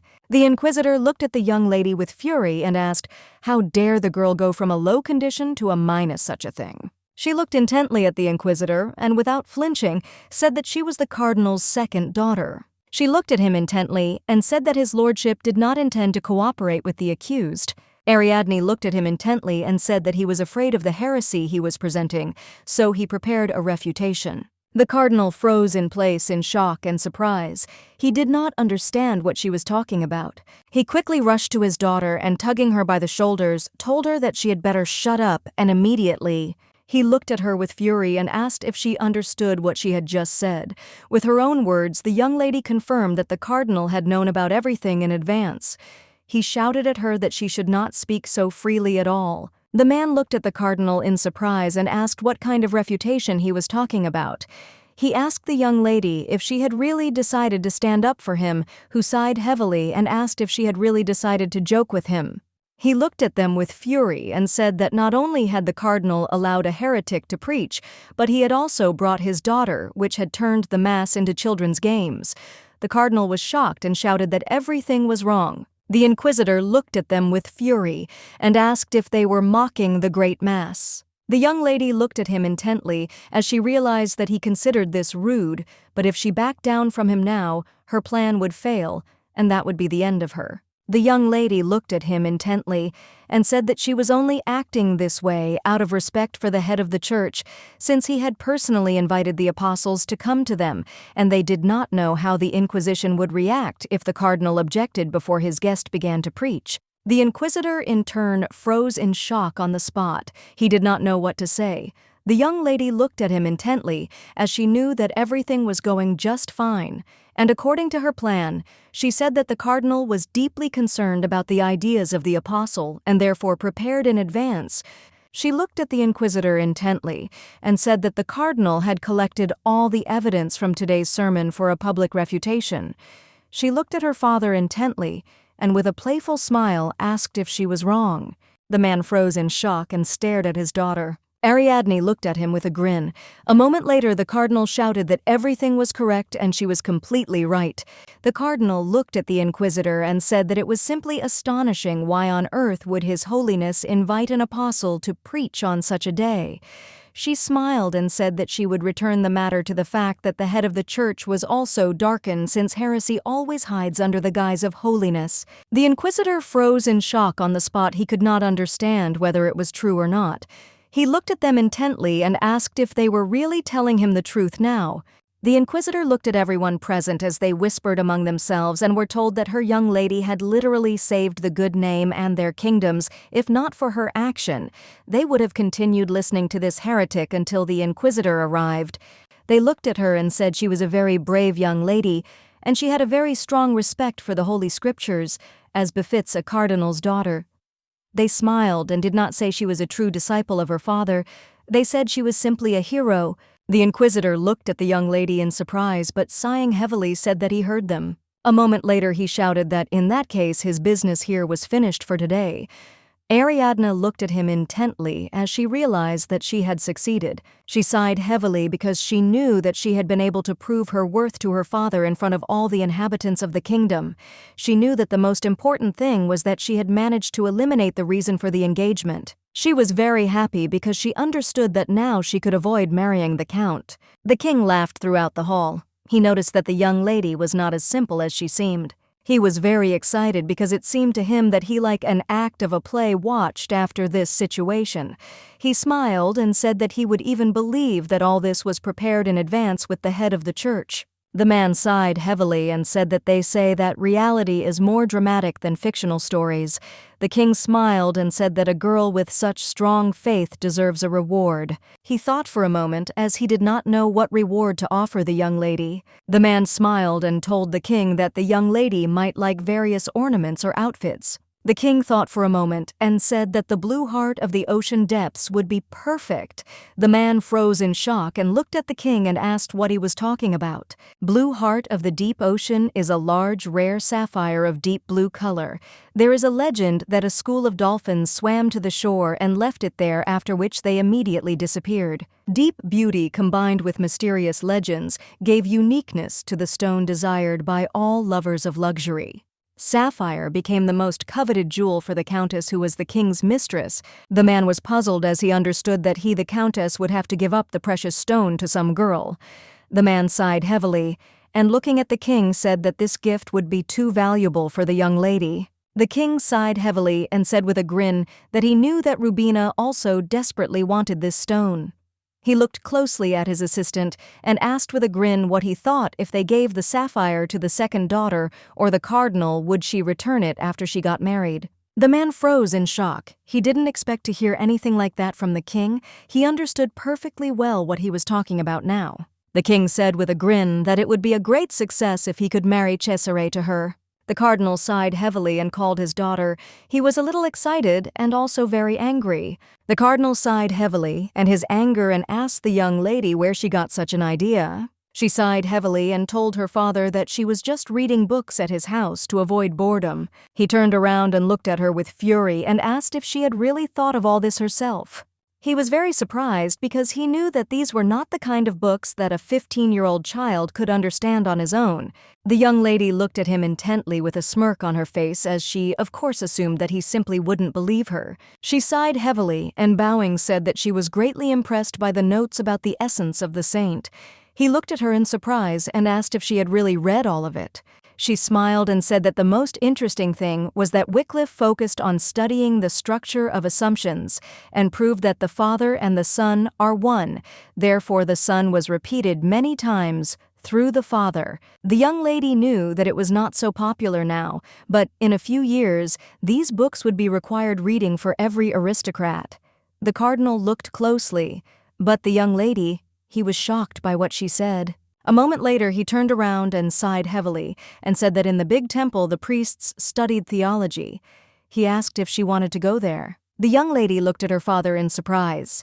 She knew that she should not reveal her true intentions. She was taken aback and with a smile told her father that she would be ashamed due to her lack of knowledge. She smiled and said that if he allowed it, she would rather continue studying the books at home, and if she did not understand anything, she would definitely come and ask him. He sighed heavily, and without looking at her, said that he agreed with her and now she could go. The young lady was surprised as it turned out to be easier than she thought. As she was leaving, she froze in place as her father called her. She was puzzled and wondered if he still had any doubts. She turned around and bowed, saying that she was listening to him. Turning around, he looked closely at the young lady, and a moment later said that she was doing well. Adriana froze in shock for a moment as she did not expect to hear such a thing from him. Madame looked intently at her son, who was drinking wine greedily. She asked him if he had heard the stories about the cardinal's second daughter. The madam said that the young lady in turn was very religious, and she was called the Savior. She sighed heavily and said that it was very expected that he had such a child, and the whole kingdom praised the young lady. The young man in turn slowly poured himself a new glass of wine and began to drink. Madame looked at him with fury. She looked at her son with fury and shouted that his wife must also be the embodiment of virtue, and he himself would soon become king. The young man sighed heavily and angrily told his mother to come to her senses. He said with a smirk that his brother had already taken the place of the heir. He did not understand how he could take the throne. The madam looked at her son with fury and shouted that he was contradicting her again. She shouted that she was simply tired of repeating that his father loved him very much. Cesare looked at his mother with fury. A moment later, he rose from his chair, throwing it to the ground in the process.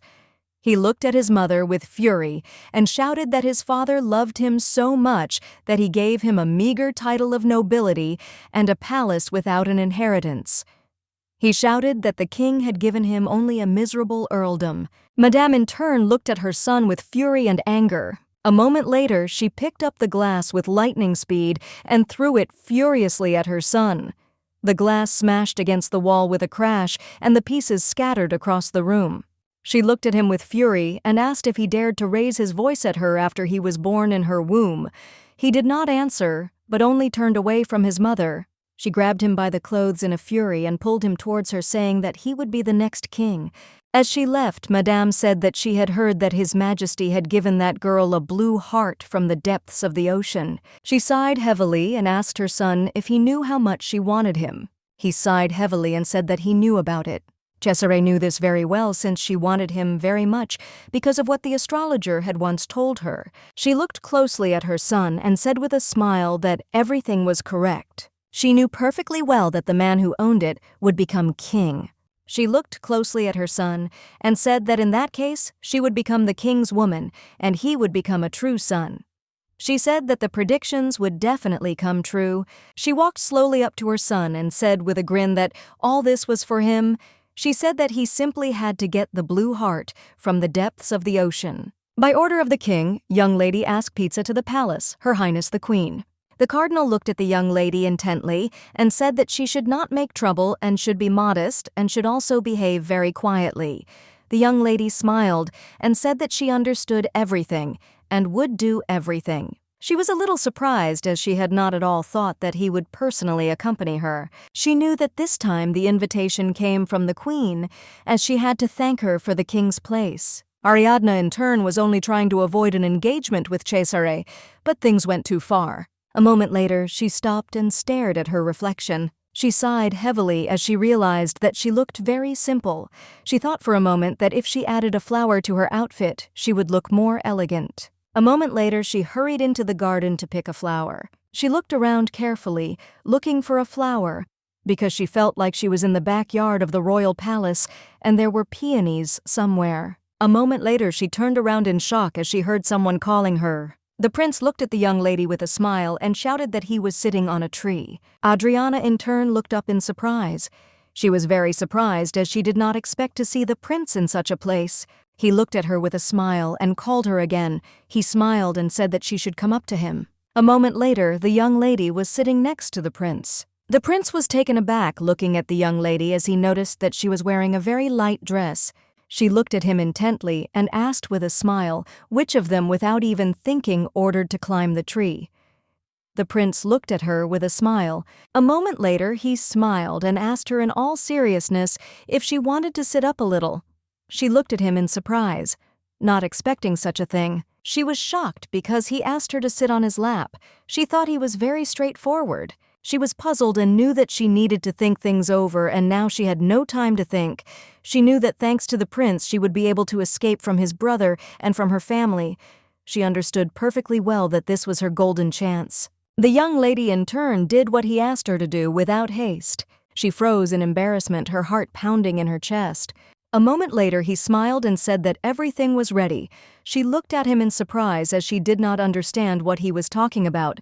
Principles of the nose, and said that now her dress would not get dirty. The young lady was puzzled as she realized that she had only disturbed her heart in vain as he carefully laid a handkerchief for her on the tree. He smiled and asked what brought her to the palace.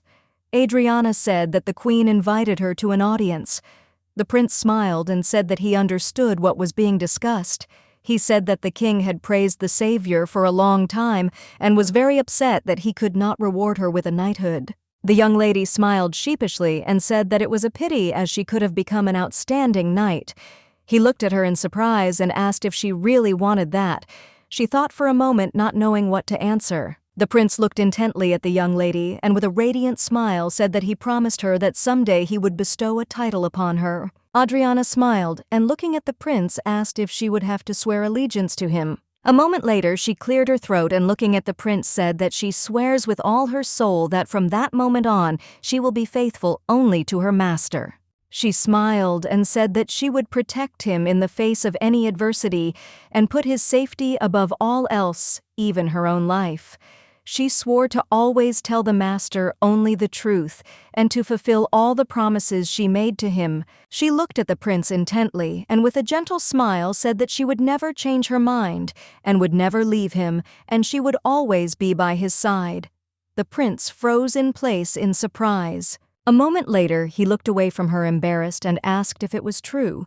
She smiled and asked if he didn't believe her. The prince, embarrassed, looked at his friend and said that if such an intelligent person as she would help him in state affairs, he could become an outstanding ruler. Ariadne froze in shock. She was amazed by what she heard. Adriana was a little puzzled by the sight.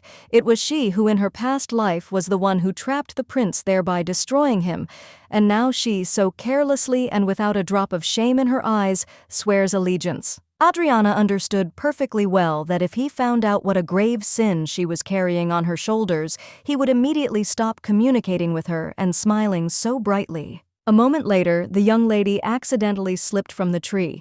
The prince was taken aback and shouted at her to grab hold of him immediately. With the speed of lightning, the prince caught the young lady in his arms. He looked at her worriedly and asked if she was okay. Adriana in turn froze for a moment, but a few minutes later she thanked him with a smile for saving her. He sighed heavily and said that she should be careful. The young lady in turn agreed with the prince. She was a little puzzled as her heart suddenly started pounding hard. The prince looked at the young lady in surprise and asked what she was looking for in that direction, since he knew very well that it was impossible to get an audience with his mother by such a road. She smiled and said that she had wandered into the garden in search of a flower to decorate her hair, as she felt that her outfit was too simple. He looked closely at the raisin lady and asked if she was saying that her outfit was simple. He reached closer to her and asked if she was not beautiful. The young lady in turn froze in place in surprise. She was taken aback and timidly said that she had no jewelry and her outfit was not elegant enough, and probably not one of the young girls had ever appeared at the queen's palace in such a wretched state.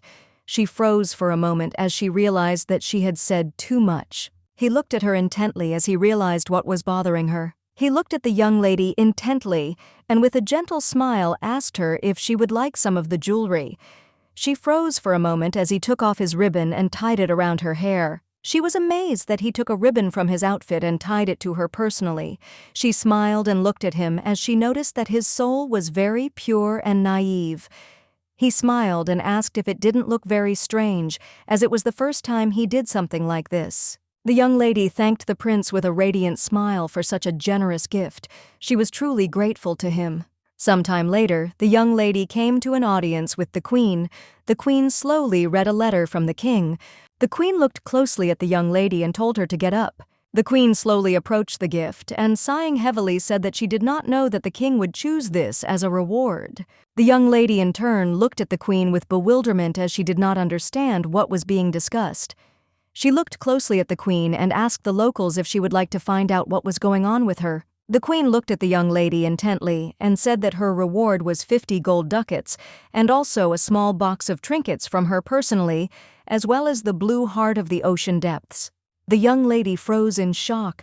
She had not expected such a thing at all, but moments later she fell to her knees and shouted to the queen that someone like her would not dare to accept such a majestic gift. She begged the queen to understand her.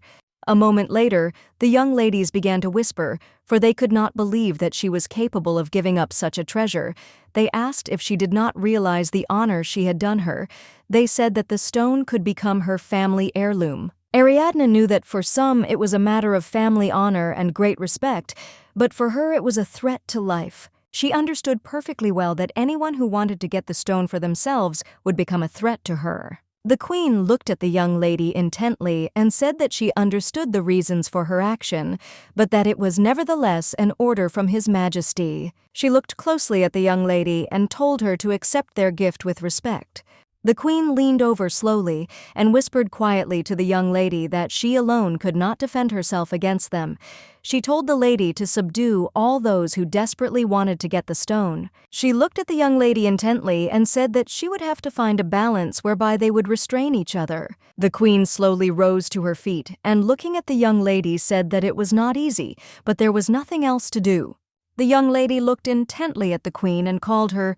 For a moment she looked at the queen in silence, but after a moment collecting her thoughts, she asked if she could ask for another gift if it did not seem too impudent a question to them. The queen looked at the young lady and said that she could speak. Sometime later the young lady told the queen what she wanted. The queen was shocked and, looking at the young lady, asked what nonsense she was talking. The young lady in turn froze in shock on the spot, as she did not expect such a reaction from the queen. The queen looked at the young lady intently and said with a smile that this would no longer be one request, but two. The young lady in turn looked at the queen in surprise. She wondered if she had really succeeded. She was very happy. The queen looked at her intently and, sighing heavily, said that she would not undertake it, but to say that it would be easy to accomplish. She looked at her intently and said that she already had one suitable gift prepared for her. Adriana looked at the queen in bewilderment as she did not understand what she was talking about. Madame looked at the young lady and said with a smile that Her Majesty the Queen seemed to be very kind to her. The queen smiled and said that Miss was younger than them half a century, and besides, she was very nice, and she thought that was what endeared her to everyone. The maid smiled and said that the young lady resembled the queen in her youth, as she was just as smart and modest. The queen laughed and said that she thought they were right in some ways, and that she and the young lady were somewhat alike. The queen sighed heavily and said that her destiny must be different from what had befallen her. Madame looked closely at the young lady and asked if the queen had given her these jewels. Isabella smiled and said that they were very beautiful. She looked closely at the amethyst earrings, as she liked them very much. She tried them on with a smile and looking at her mother asked if she thought the color of these stones was very similar to the shade of her eyes. Madame smiled and looking at her daughter said that she was right and that they seemed to be made especially for her. Isabella looked at her sister and with tears in her eyes asked her to give her the earrings as they suited her very well.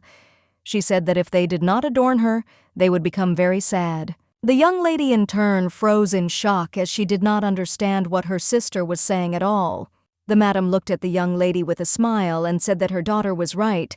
She asked if family members should not share all the benefits among themselves for the sake of common happiness.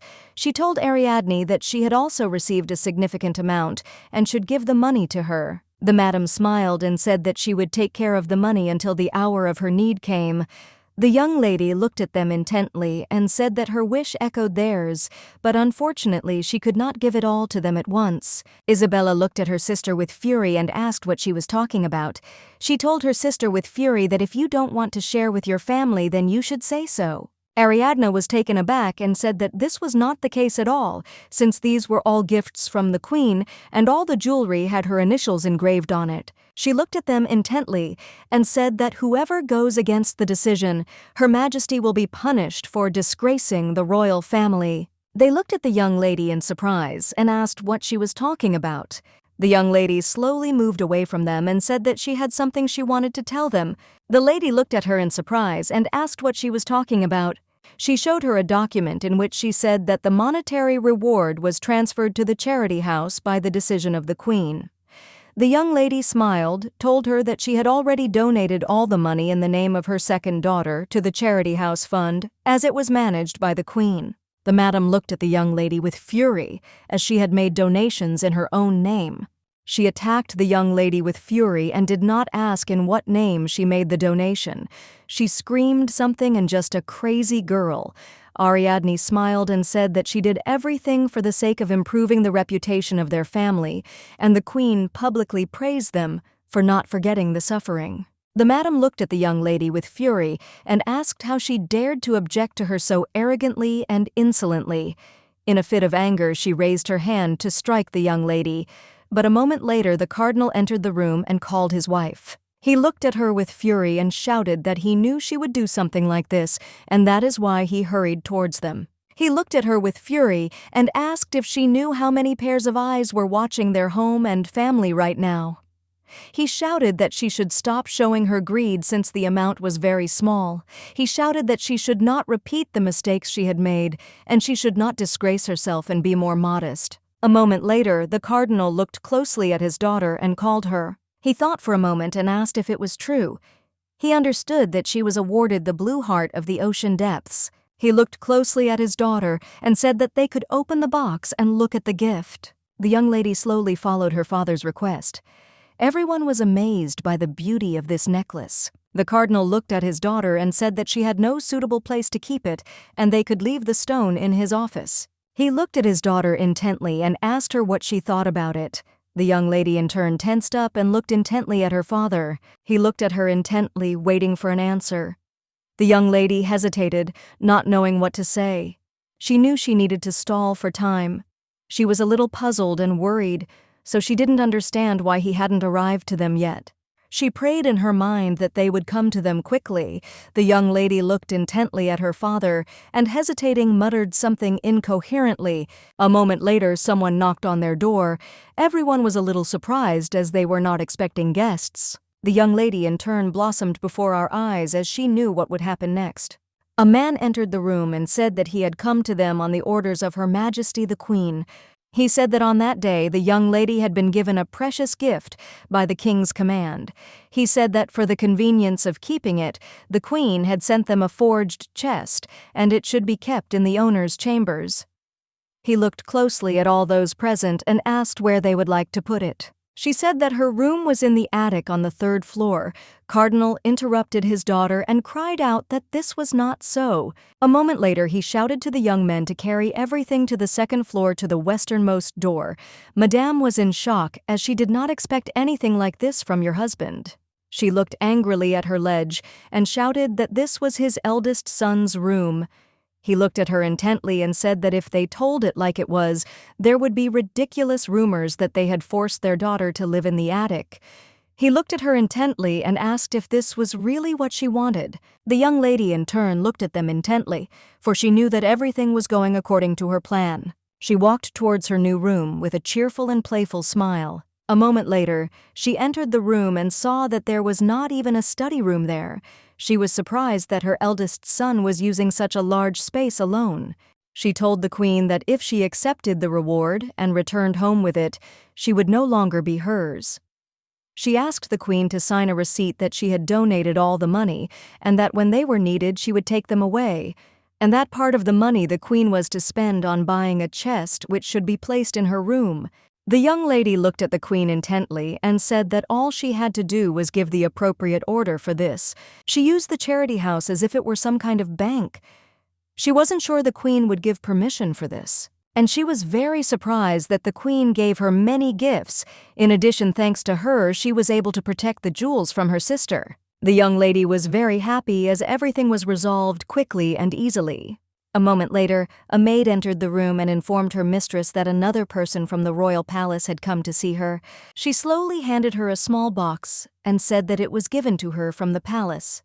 The young lady was surprised as she did not expect to see anything else. Opening the box, she froze in surprise as she noticed a small decoration and a small note. She slowly pulled out the note and began to read it. She looked at the small piece of paper in surprise because now she understood who the gift was from, and she was happy about it. Sancha slowly prepared the young lady's bed. She smiled and said that the room was simply superb and majestic. She said with a radiant smile that the blanket was very soft and cozy. The young lady looked at her intently and said that she did not have to do it herself because she now had 2 new maids. Sancha looked at her mistress and asked how she could trust them. She did not understand how her mistress could entrust strangers with work with things that directly touched her body. She looked at the young lady intently and shouted that she even trusted them with cleaning the office. Ariadne smiled and said that there was nothing wrong with that. A moment later, they finished their dialogue as they heard someone knock on the door. They looked in surprise at the young lady who came to them. Ariadne did not expect at all that her sister would come to her. Arabella looked at her sister and said that she had not come to play with her. She looked at her sister closely and said that she would watch what else the clueless one would do. Ariadne looked closely at her younger sister as she noticed that she was bored, and that was why she came. She sighed heavily because she understood that in this house Arabella was never paid attention to. Ippolito was the only and eldest son. Isabella was the pride of her father and mother who could be sold to a wealthy family. They both received the attention and love of the parents of the cardinal and Lucrezia. Meanwhile, little Arabella, like a child who failed to prove her worth to the family, became an outcast in her own home. The young lady looked at her sister because she felt very sorry for her, and she thought that it would not hurt them to spend some time together. She looked at her and asked with a smile why she had brought the lute to them. She asked if sister really liked to play music. Arabella looked at her sister and said with a smile that she thought she didn't know it, but she played it brilliantly. Adriana looked at her sister intently and in surprise and said that perhaps she had a talent for playing musical instruments. Arabella said that she had a talent not only for this, since she also composed melodies well. The young lady looked at her sister in surprise and asked if she really wrote music. A moment later, Arabella began to play her melody with a smile. Ariadne looked at the young lady with admiration and asked in surprise if she had really come up with this herself. The maid smiled and said that the young lady was simply clever and that it was incredible on her part. The young lady smiled and said shyly that it was not very and incredible. One looked at her sister closely and said that if she had such talent, she should ask her parents to buy her other instruments. She said that the organ would be much better suited for writing music. Arabella, after a little hesitation, said that she had wanted to rework the melody for the Mass, and therefore an organ would be more opportune for such a task. But unfortunately, her mother said that such an expense for the sake of one girl was too expensive a pleasure. She was puzzled and said that unfortunately no one would do it just for her, and sit down Isabella would not use it, so no one would buy her anything. Ariadne looked at her sister in surprise and excitedly said that she could try just talk to her. She looked at Arabella and said that if she could persuade her sister, then perhaps her mother would give her consent. The young lady froze for a moment, not knowing what to answer. Ariadne looked closely at her sister, as she realized that she most likely realized that she was less loved than Isabella. Ariadne sighed heavily. She was puzzled and did not understand why she was even sympathizing with a child whose situation was several times better than hers. She wondered who else should worry about whom in this situation. Sometime later they were all sitting in class, each busy with his own task. Arabella looked timidly at her sister and said that she would like to talk to her about something. Isabella, without looking up from her mirror, asked her sister what she wanted. Arabella looked at her sister closely and asked if she could ask her mother to buy her an organ. Isabella sighed heavily and, looking at her reflection, told her sister that even if she needed it, it did not mean that others should and could acquire it at that moment. She said that extravagance was a bad trait, which did not suit a true lady of knowledgeable manners. Arabella was shocked by her sister's statement. She shouted that this was not just her whim, but that she would not use it for good. Ariadne looked at them intently. She was a little surprised because Isabella said such things, although she herself used expensive cosmetics and luxury items of unimaginable price. She was surprised because Isabella did not even blink an eye. She looked at her sister and said with a smile that the music written by Arabella was simply beautiful and that it was not a childish joke. Ariadne looked closely at her sister and with a smile asked her to play something for them. Arabella was surprised by such statements but still agreed. A moment later, the young lady played them her song. Isabella looked at her sister in surprise and said that it seemed to be true. She asked her sister if she had composed this piece herself. Arabella looked at her sister and said that she did it all herself. Isabella asked her sister where she would perform such a song. Arabella said that this melody was for the Mass, but it was not finished yet. Isabella walked slowly up to her sister and hugged her with a smile. She smiled and asked her sister if she wanted to talk about something just between them. Isabella smiled and asked her sister what she thought about it. Arabella asked Ariadne to leave the room. Ariadne, in turn, obediently did what she asked. Isabella looked at her sister and said with a smile that the status of a family is determined by the most capable and outstanding person in it. She asked her sister if she understood this. In other words, her reputation is the same as Arabella's reputation, because they are sisters. Slowly, everyone entered the temple. They heard that today one of the cardinal's daughters would present her composition for the Mass. They were surprised, since it turned out that they had many talents. They knew that one daughter was very religious and knew theology, and the other had the skill of composition. All those present were delighted with the young ladies as they both stood out from their peers. The young lady, in turn, with a radiant smile, thanked all those present for coming. A moment later, she saw the camellia, and with a smile she said that they had come early. Camellia smiled and thanked Isabella for the invitation. Isabella smiled and said that this was her first composition of her own, and she simply could not help but invite a person who understood music so well. The rest looked at the young lady and said that it seemed that she had come with her fiancé, Isabella, looked at the young man and said with a smile that she had missed him very much. He looked at her shyly and said with a smile that she was as beautiful as always. Camellia looked in surprise at the young people who were cooing and smiling right in front of her. A moment later, she looked at the young lady with fury, as she did not like this at all. The young man smiled, and looking at Isabella said that he expected a lot from today's performance. Isabella thanked him with a smile. A moment later, she looked at everyone present and with a radiant smile said that they could begin. She looked at her sister intently because she knew that Ariadne, unlike her, did not deserve any of the praise or attention that was given to her that day. She was a little nervous, but she knew that she would return everything to normal. She looked at her sister with mockery and contempt as she wanted to return the glory that she had taken from her. Arabella, in turn, sat quietly in the hall, puzzled by everything that was happening. She was very happy because she knew that from now on she would play the organ. She was glad that she finally had the opportunity to rewrite the melody for the Mass. She, in turn, was a little puzzled since she did not understand how Sister managed to achieve that which she could not. Ariadne looked closely at the young lady and congratulated her on having finally managed to get her hands on the coveted instrument. She looked at her closely and said that instead of persuading Isabella to assist in the matter of purchasing it, she had allowed her to take the score and put another name on it. Arabella in turn hesitated but said nothing.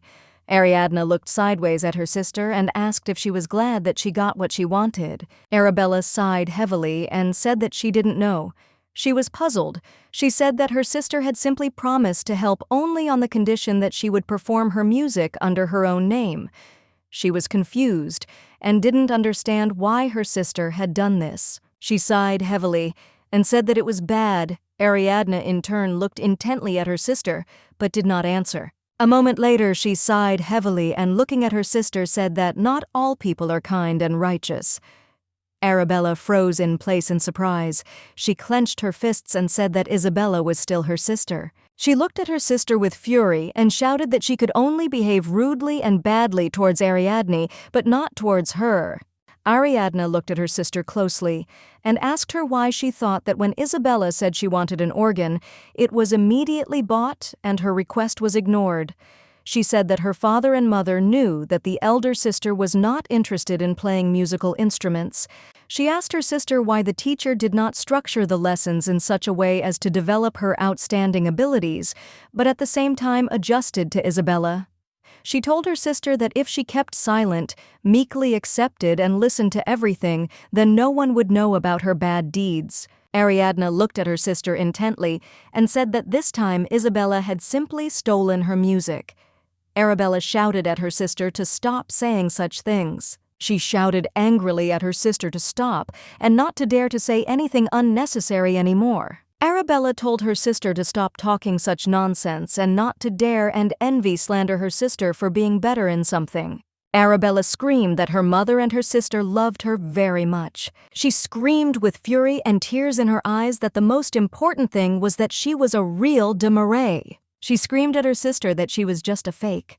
She was furious and she was very hurt by her sister's words. The young lady sighed heavily, for she knew that her past self had also denied it so stubbornly, for by admitting such a thing one could become aware of one's misfortune. She sighed heavily, knowing that this was all she could do for her sister. The young lady looked at everyone present and with a radiant smile said that they could begin. Everyone looked at her intently, and a moment later they were already listening to a beautiful composition. But a moment later they froze in place with indignation. Arabella in turn froze in place from the silk. She was puzzled and did not understand what she had done.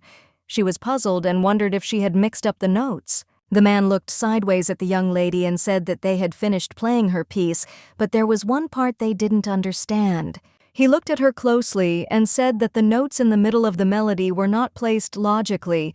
He was a little puzzled and did not understand why they were in that particular place. The young lady smiled shyly and said that she just wanted to emphasize that part. He looked at her in surprise and said, puzzled, that it was quite a bold decision. He looked at her closely and said that if he played it correctly, this section would be difficult because the musicians would have to try hard to use it with one hand.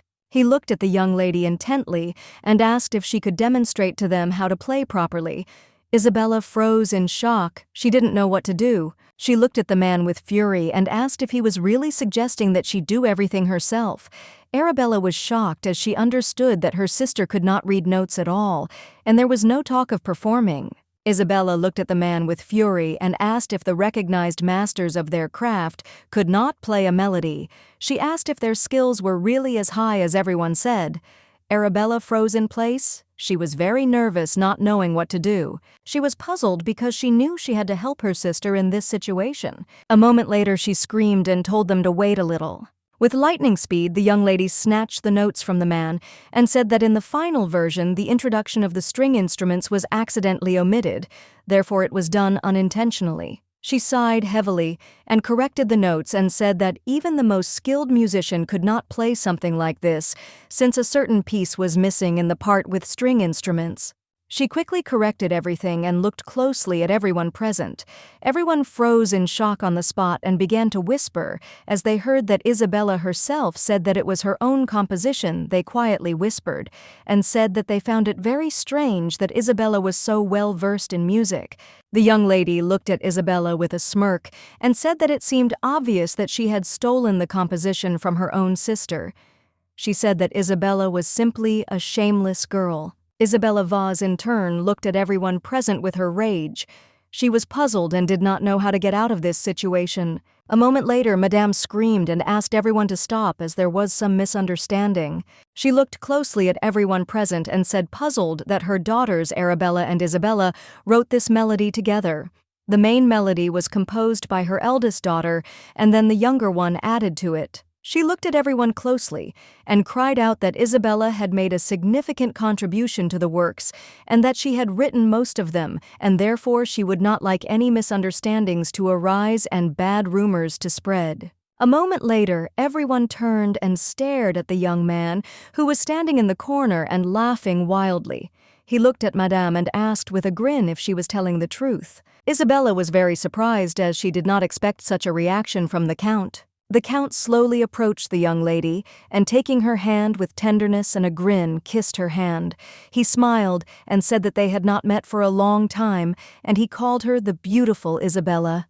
He looked at her intently, and with a smile said that she was as gorgeous as always. The young lady froze in place with embarrassment. He smiled and said that she lived up to her status as the capital's first beauty. The Count smiled and said that her best quality was her beauty. He came closer to her and quietly said that when a person tries to fit in and gain influence by wearing clothes that don't suit him at all, it looks very disgusting. He looked at the young lady intently and said with a smirk that she had done just that. Today, Isabella froze in shock on the spot. She had not expected to hear anything like that from him at all. A moment later, she looked at him furiously and asked what he could know about someone else's life. Cesare looked at her with a grin and asked if he was wrong. Isabella shouted furiously that she didn't care about such things at all. He looked at the young lady with a grin and said that he had no intention of making any assertion against her, and yet she understood him from the first word. He looked at the young lady intently and said mockingly that she was so beautiful and also very smart. He smiled and said it was just incredible. He looked at everyone present and said with a grin that now they knew that the young lady also had an exceptional mind. Everyone present began to laugh at her. Isabella in turn looked at them with fury. She came closer to the Count and told him to listen to her. He looked at her intently and, pushing her away, said that he decided to come here to listen to good music, but became a witness to such an unexpected situation. He looked at the young lady intently and said that he thought he had seen enough today. Let him go first. He bowed to the young lady and asked permission to take his leave. He slowly left the room. All the men looked at the young lady with a grin. Isabella was puzzled as she saw everyone leaving the hall. A moment later, she screamed furiously at them to stop staring at her immediately. She screamed at them all to get out quickly. The young man looked at the Count and asked him to stop for a moment and listen. He asked the Count with a grin why he had decided to interfere in such a thing.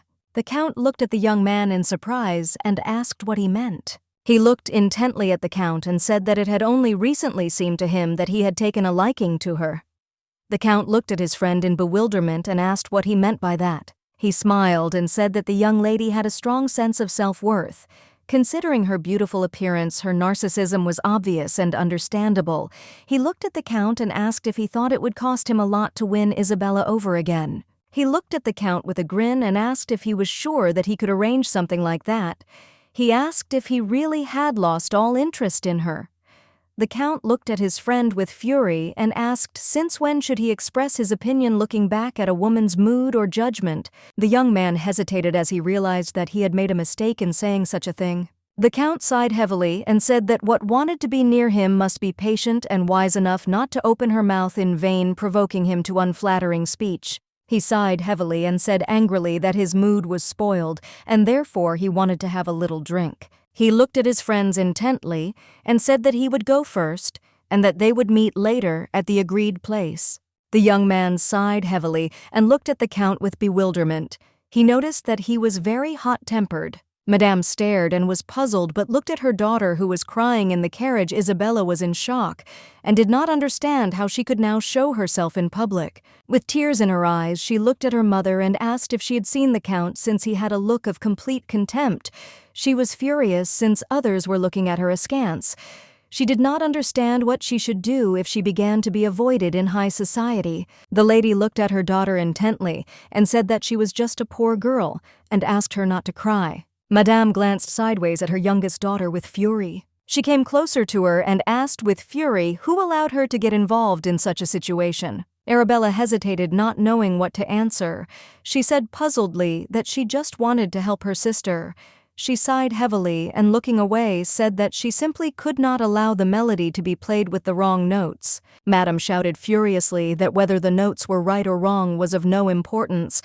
She shouted that now her sister's name was tarnished, and rumors would fly throughout the kingdom in an instant. Isabella, with tears in her eyes, screamed that everything was exactly like that, and it was because of her that everyone would whisper nastily about her music. The young lady froze in shock and, looking at her sister, asked if it was really her music. Arabella looked at her sister in surprise and said that it was her melody.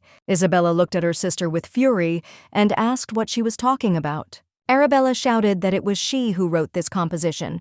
Sister simply took it away. Arabella fell to her knees and looked at her mother, saying that it was her melody and that sister had simply taken it away. She screamed at her mother that she simply had to know this, even if others did not know the truth. The lady looked at her daughter with fury and asked if she was really talking about her older sister now. Arabella froze in shock as she looked at her mother. She had not expected anything like this at all. Madame grabbed the young lady by the clothes with fury. She looked at her daughter with fury and a look of full contempt and said that their Isabella was the pearl of high society, a treasure that they were all proud of. She screamed with fury that she simply would not allow anyone to spoil it, and not even her wayward melodies. Taking the whip in her hands, she looked at her daughter intently and asked her with fury if she realized her mistake. Arabella was in shock with tears in her eyes. She screamed that it was her sister's fault that she took away her music. She screamed that if she hadn't done it, then none of this would have happened. Madame looked at her daughter with fury and said to the one waving the whip that it seemed she refused to admit her guilt. Arabella was in shock. She shouted to her mother that she was not guilty of this at all, but Madame did not listen to her and beat her. Some time later, the young lady slowly walked out of the room. She was trembling as her whole body ached from her mother's blows. She slowly walked back to her room while everyone was whispering behind her back. She hobbled because her legs hurt from the blows. Walking into the room, she accidentally bumped into her sister. Ariadne looked intently at the young lady and, opening her arms, told her to come to her. Arabella, with tears in her eyes, rushed to her sister and hugged her tightly. Ariadne, in turn, tenderly hugged her sister and quietly calmed her down. Sometime later, the young lady received a letter inviting her to a salon for a display and evaluation of works of art. She knew that this was a great opportunity for her to expand her friendships. Sitting at the dining table, she read the invitation letter. Ariadne looked at the letter with confusion, because after reading it, she realized that the Crown Prince would be at this event. Isabella looked at her maid in surprise and asked if there was really only one invitation. The maid sighed heavily and said that that was exactly it. Isabella, in turn, looked at her satisfied sister with anger. She looked at her sister with a grin and asked if she would really go to this event with the Marquise. Isabella looked at her sister with a grin and told her not to think badly of her, but the young lady herself should understand perfectly well that she never had the chance to perform in society as she should. Isabella said, "Young lady, that before the debut, it is not proper for them to go out into society without an escort." Ariadne looked closely at her sister as she finally said something sensible. Ariadne looked closely at her sister and said with a smile that she was completely right. Isabella looked at her in surprise as she did not expect to hear something like that. The cardinal looked closely at his daughter and said that he thought it was time to introduce their youngest daughter to the whole society. Madame froze in shock, looking at her husband. The young lady in turn was surprised and embarrassed as she understood that this would be her debut. Isabella looked at her father excitedly, as she did not expect anything like this at all. She looked at her father closely and asked if her sister could hold her own ball. She knew that the ballroom season was over for the year. Every year, with the arrival of spring as soon as the flowers bloomed, young girls and boys from noble families were invited to the palace for special events to greet the king and queen. If a debutante cannot appear due to travel or illness, a separate ball is held in order to make a name for himself in social circles. This is one of the privileges that the most noble people can enjoy. The young lady looked at her father excitedly and asked if he would really do such a thing for Ariadne. He looked closely at his daughter and said that Ariadne too was capable of raising the family's name in society. Looking at his daughter, he said that after the debutante ball, her freedom of action would increase and she would be able to do much more. The young lady in turn froze in surprise as she did not expect to hear such a thing. Isabella was furious. She understood that she would hardly be able to stop her father, but she knew that in this case, she had to prevent her sister from visiting the Marquise's salon. She looked at her father closely and said with a smile that it was not right for her sister to attend such events alone. She said that even if they started preparing for the ball now, no matter how much they hurried, it was already autumn outside, and until then, she would not be able to go to the salon without a guardian. Madame looked intently at the cardinal and called him. She sighed heavily and said that she had been feeling a little sick lately to go there. She sighed heavily and said that she thought she should call the doctor to examine her. He looked at his wife in surprise and asked what she had done to make her sick. Ariadne looked closely at her parents and asked how they could ask to take her to this event when her mother was in such a bad condition. She sighed heavily and said that it would only be in her interests. Isabella looked at her sister with a grin and said that she was very sorry that she would not be able to attend this event this time, and it was very unfortunate because the prince himself would be there. Ariadne looked at her sister with a smile and said that she was not at all sorry. The maid looked closely at her mistress and said with a smile that she was very glad that she would be able to visit the salon because the prince himself would be there. She looked closely at the young lady and said that in that case she should have dressed nicer. The maid looked at the young lady intently and continued to talk non-stop in a crazy manner about young guys. The young lady looked at her maid with a smile, but in turn she was very glad that they still managed to go to the salon. Ariadne looked closely at Madame and with a radiant smile asked if she could accompany her to the salon as a guardian. Madame agreed with a smile. She knew that she needed to buy some paintings at the auction because today there would be a new artist's works on display, the value of which would increase greatly next year, and in a few years he would become famous to the lords of the era. For this reason she wanted to buy his paintings in advance. But in turn she knew that the most important thing was that Vittoria Nica would be there. A statue of the goddess of victory Nike, which is highly valued for its artistry and good preservation. The aristocrat who bought the statue in his past life displayed it in the mansion's palace to show off his treasure. Sometime later, part of Halicardo's travel notes was discovered. He wrote that its fragile wing after a series of damages could not be restored, so the statue was exhibited without one wing. Unfortunately, the head and left hand disappeared somewhere, and this image of the goddess became a symbol of her painful struggle victory in the Salisbonian War and overcoming all the horrors of those days. And for this reason it was decided to preserve the statue in a dilapidated state. In other words, the sculpture that the aristocrat acquired was a fake. She knew that in her past life, when the residents learned of the deception, the talk in the capital did not stop for some time. Even the scientists were excited by the question of the authenticity of this creation. She knew he was finally going to see something interesting and was glad that this whole situation had nothing to do with her. A moment later, everyone present was informed that the cardinal's second daughter had arrived. Everyone was whispering that the young lady was not as beautiful as her sister, but she was quite lovely and sweet. They said that she was a half-breed. The young lady in turn walked proudly, despite all the rumors. The young lady sighed heavily as she knew that she was already used to being alone all the time. She was puzzled that in her past life everything was exactly like this. She decided to ignore everything and go and have some snacks. A moment later, she froze in place as she heard the prince being introduced. The young lady looked closely at the young prince, who was smiling and talking to everyone. She knew she didn't belong there. She decided to stay in the garden for a while before the auction began. She didn't want the prince to see her alone. She knew she looked very ridiculous now, and she didn't want him to see her in this state. Moments later, the prince left everyone present and with a cry called out to the young lady, Ariadne, in turn, froze in place in surprise, since she did not expect anything like this from the prince. He ran up to her with lightning speed and said with a radiant smile that they hadn't seen each other for a long time. The young lady's expression changed with lightning speed, and she greeted the prince with a radiant smile. She looked at him intently and said with a smile that he must have had a hard time. He looked at her in surprise and said that it was not so. A moment later, the young lady laughed. He looked closely at her radiant smile.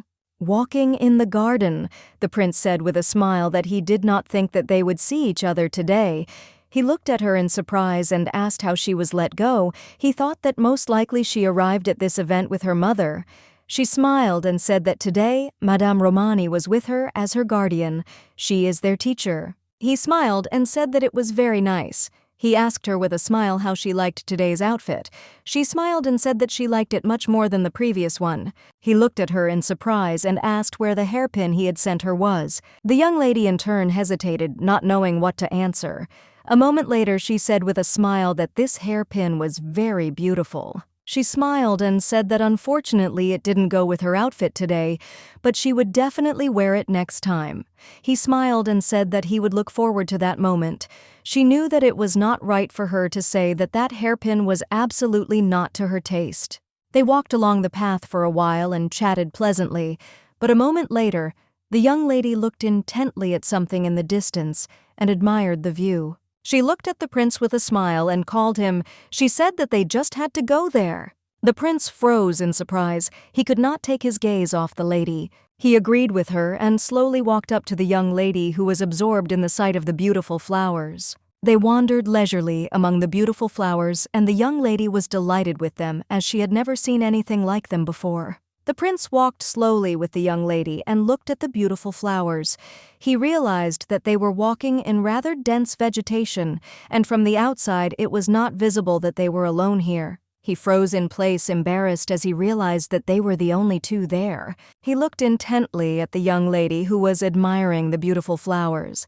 He threw all his thoughts away as he knew that they must be thinking about such things. After all, they were just friends. He slowly approached her and asked with a smile if she wanted this flower. The young lady in turn looked closely at the flower and sighed heavily and said that all these flowers were the marquise's. She did not know if it was allowed to just pick them.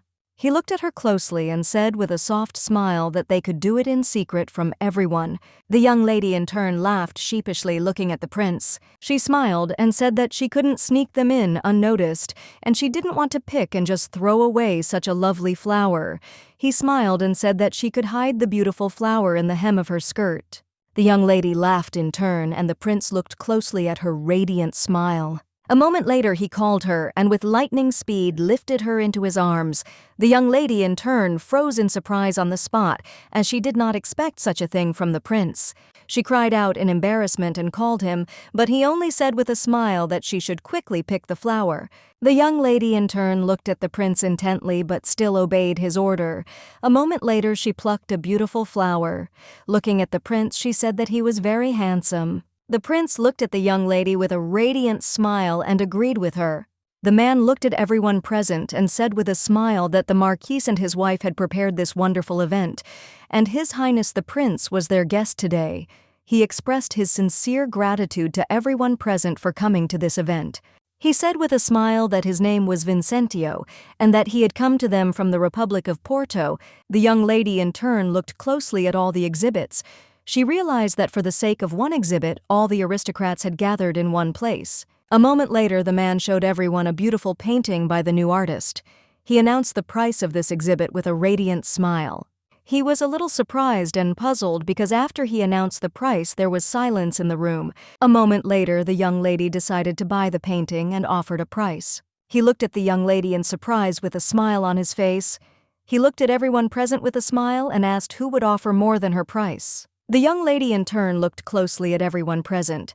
She knew that while this master was not so well known throughout the world, no one showed interest in his works, but in a few years he would become the chosen artist of the head church. She knew it was natural that others were not willing to buy his work these days. A moment later, the young lady froze in place in surprise as she heard someone bid more than the appointed amount. She turned around angrily because she wanted to see the man who had set the price. The man looked into the room with a smile and asked which gentleman had just shouted out his bet. The man looked intently into the hall and said with a smile that it looked like it was the Count. The young lady in turn looked at the young Count with fury. He turned around and nodded back at her with a grin, and she froze in place. She looked at him with fury, gritting her teeth because she realized that his gaze was very familiar to her. She knew that with his gaze he demonstrated a new interest in something that had previously been indifferent to him. A moment later, the young lady raised her price because she wanted to get her hands on the piece. The man looked closely at everyone present and asked with a smile if there were any others who would like to purchase the painting. No one wanted to buy the painting. The man smiled and said that the young lady had bought it. A moment later, she sighed heavily because she knew that although she had bought it for more than she had expected one way or another, she had achieved the purpose of her visit. She smiled, knowing that she could now watch the fools race in peace. The Count looked at the young lady with bewilderment. A moment later, the man looked at everyone present and with a smile presented them with the next lot. The young lady looked at everyone present intently while enjoying her dessert. Everyone was whispering as they were delighted with such an ancient creation, which they were lucky enough to see in their days, and what's more, in good condition. The man smiled and said that each of them had an idea of the value of the entire work, and so they would not need his explanation. A moment later, he said that they could begin the bidding.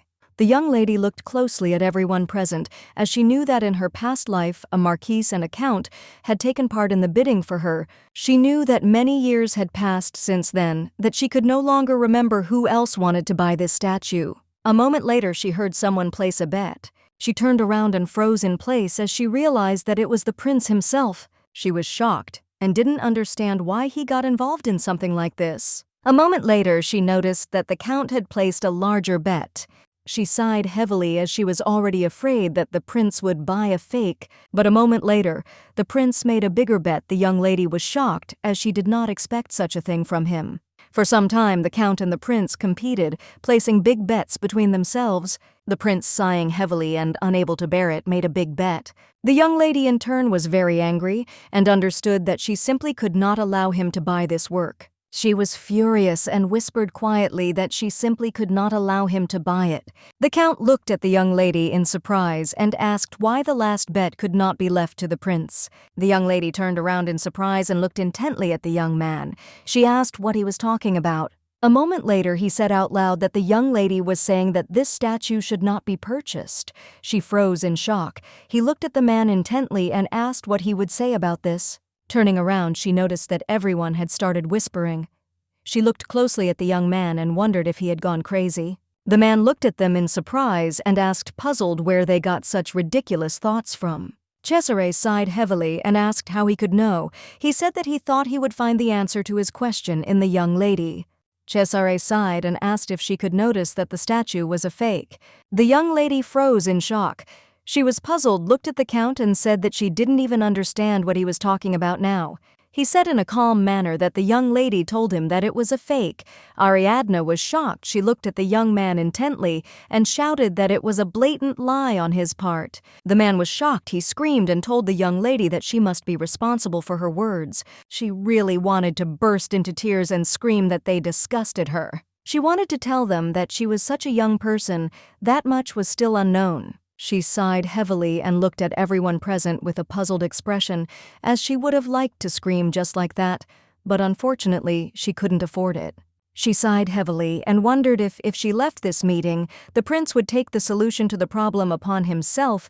She thought about the price for a moment. She didn't think that the bet would plunge the prince into poverty, but still, when it was revealed that he had purchased a fake, then the prince's good name would probably be disgraced. She sighed heavily because she knew that the most important thing in this situation was not to let the prince be made a laughingstock. The young lady sighed and, slowly shaking her dress, stood up and walked away. Moments later, she shouted at the man that he seemed to be an inexperienced antique dealer.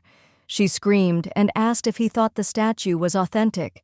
He looked at the young lady with fury and indignation and shouted that she was certainly genuine, and by all accounts he had brought her to auction. He shouted that she was simply not a smart girl. The young lady looked at the man intently and recited to him a small passage from Elenia's travel notes, Halicardota. He looked at her closely and said that her words were trusted, but there was also mention of the subsequent restoration of the wing. He shouted that he saw nothing wrong with its restoration. He shouted that the restoration was carried out in ancient times and the value of the statue should not be underestimated. The young lady in turn slowly approached the young man. He looked at her in surprise and whispered with a smile, "Was she really asking him for a sword?" She sighed heavily and said that she was not asking for this at all, since she knew that he still carried a club with him. He looked at the young lady in surprise, as he did not understand how she knew about this. He slowly handed her the club. The young lady looked at the man and said that no matter how much you try to pick up a broken cup, it will never stop being broken. She looked at him and asked if he knew this proverb. He looked at her in surprise and asked if she was really picking on the fact that the collapsed wing had been restored. He said that it had been restored in ancient times, and the traces of the transformation had the same historical value. She looked at him intently and asked if he admitted that the wing had once been destroyed. The man was shocked. He shouted that it was a well-known fact. She looked at him intently and said that in that case, if the broken cup falls, it will break again in exactly the same places. The man froze in surprise and shock. A moment later, the young lady swung her club. Everyone froze in shock. The man didn't have time to say anything. A moment later, the statue turned over and fell to the ground with a loud crash. The lady looked at everyone present and said that the previously damaged wing should have broken on impact just as before. She said that this stone statue looked as if it had been recently opened. The man shouted furiously. He was beside himself with anger and did not understand what the young lady was doing. He asked in a dull voice if she had really gone mad. With that lightning, the young lady put a club to the man's throat. She looked at the man closely and asked if he was sure that this statue was the original. Everyone started whispering and saying that the man seemed to be a swindler. The young man slowly approached them. He looked closely at everyone present and said that he had one more question. He looked at the man closely and asked with a grin if it was true that he was Vincenzo Delcato. The man ran towards the exit with lightning speed. Everyone present shouted after him that he was a fraud.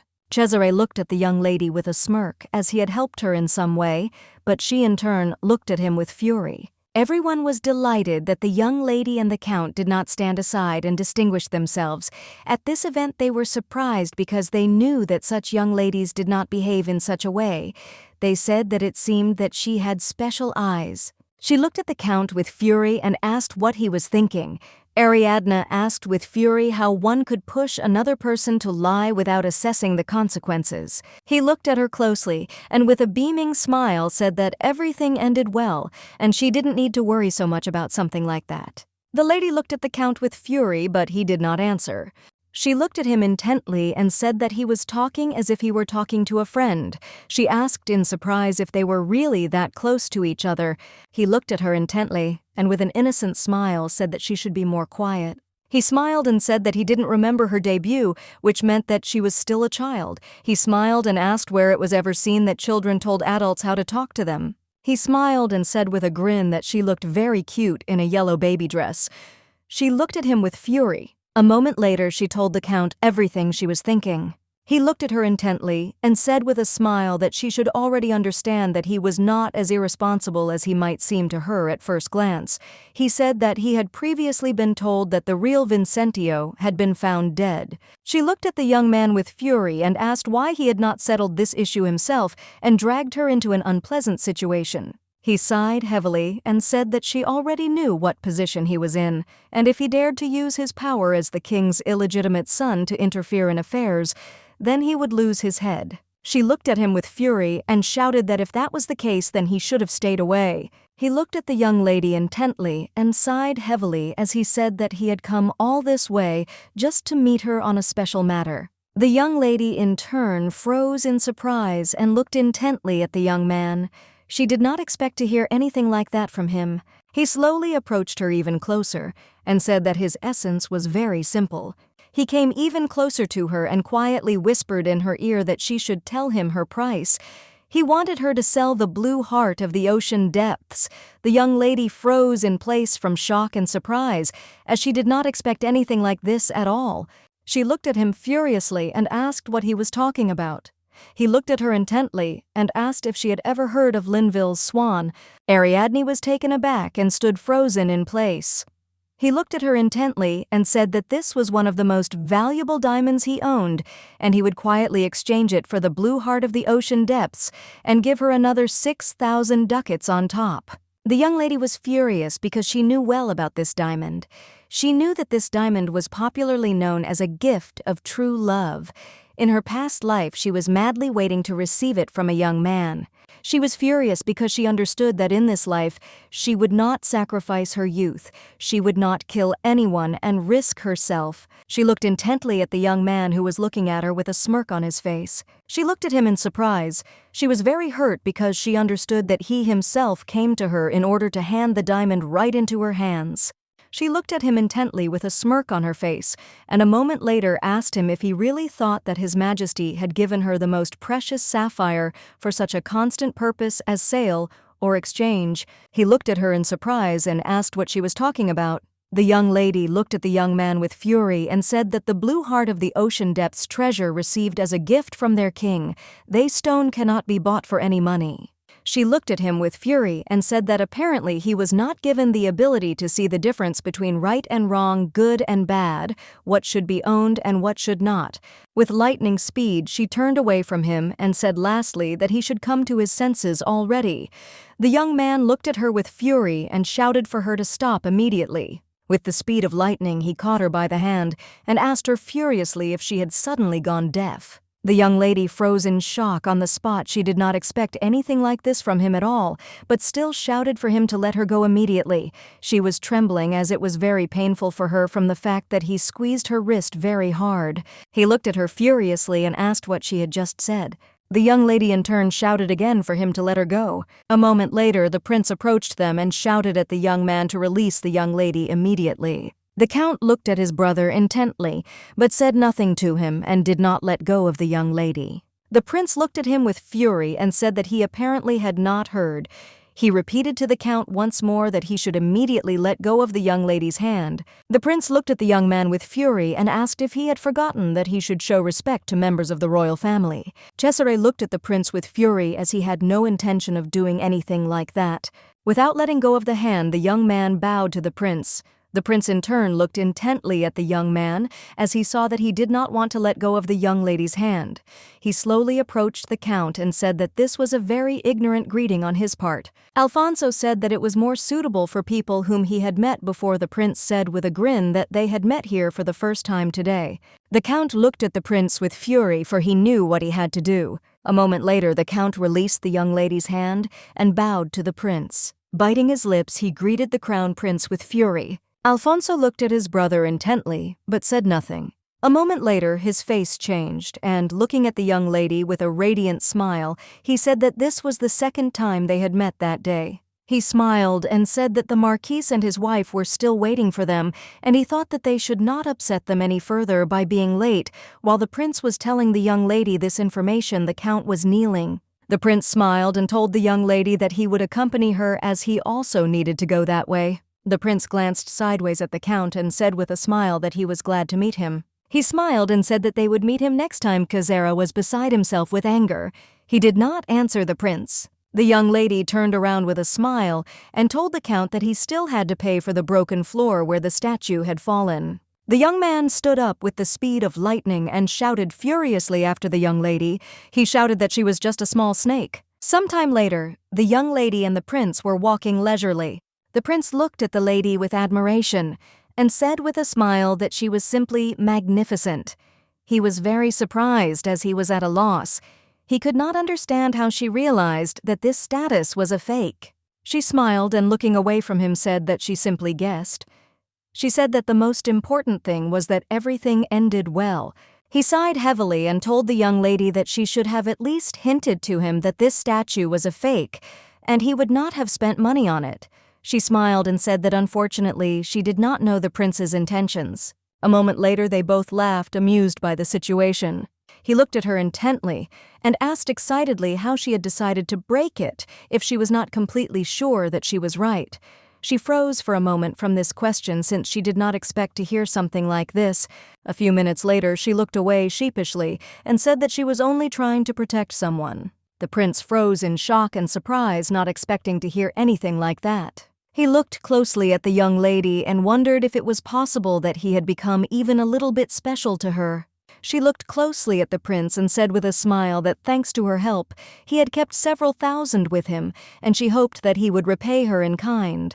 He looked at her in surprise and with an innocent smile asked how he could repay the young lady for her service. She smiled and said that he could spend a few thousand ducats. He smiled and said that it seemed that she was the real swindler. The young lady looked at the prince with a smile and said that instead of money, he would later grant her wish. He looked at her with surprise and a smile and asked what wish she wanted. Ariadne smiled and said that she herself did not know now, but one day at the most important moment she would definitely tell about her wish. The prince looked at the young lady with a radiant smile and said that he would wait for this moment. A few minutes later, he sighed heavily and said that he thought it was time to go back. Ariadne said goodbye to the prince. She sighed heavily as she realized that they were going to be separated for a long time again. She wondered when she would have the opportunity to meet him again. A moment later, she heard the prince calling her. She froze in surprise. The prince smiled and said that she was writing her a letter and would certainly wait for an answer. Ariadne froze in surprise as she did not expect to hear such a thing from him, but a moment later she agreed with him with a radiant smile. The cardinal looked closely at the young lady and said that originally this matter was supposed to be handled by her mother, but he decided to entrust it to her. He looked at her intently and said that she would organize the ball for her debut herself. The young lady was shocked. He looked at her intently and said that her budget would be 150 ducats. She froze in surprise as she did not expect this. He looked at her closely and told her that she should use the money wisely when she took up the preparation. The young lady was shocked as she understood that the amount was very small. She knew that this amount was even less than half of what the budget spent. She sighed heavily, but still agreed with her father. She knew that there was nothing problematic about this, since she was quite skilled in these matters, and her past experience of managing the royal palace would be of great use to her in this situation. She thanked her father with a grin. Sometime later, the Viscount was having tea. The lady looked at Isabella and asked if she liked today's tea. She smiled and said that it was quite good. She smiled and told Isabella to try some of the delicious cookies as well. Isabella frowned sadly and said that she only eats cookies brought from the kingdom of Caligo. She sighed heavily as this tea party was very tiring for her.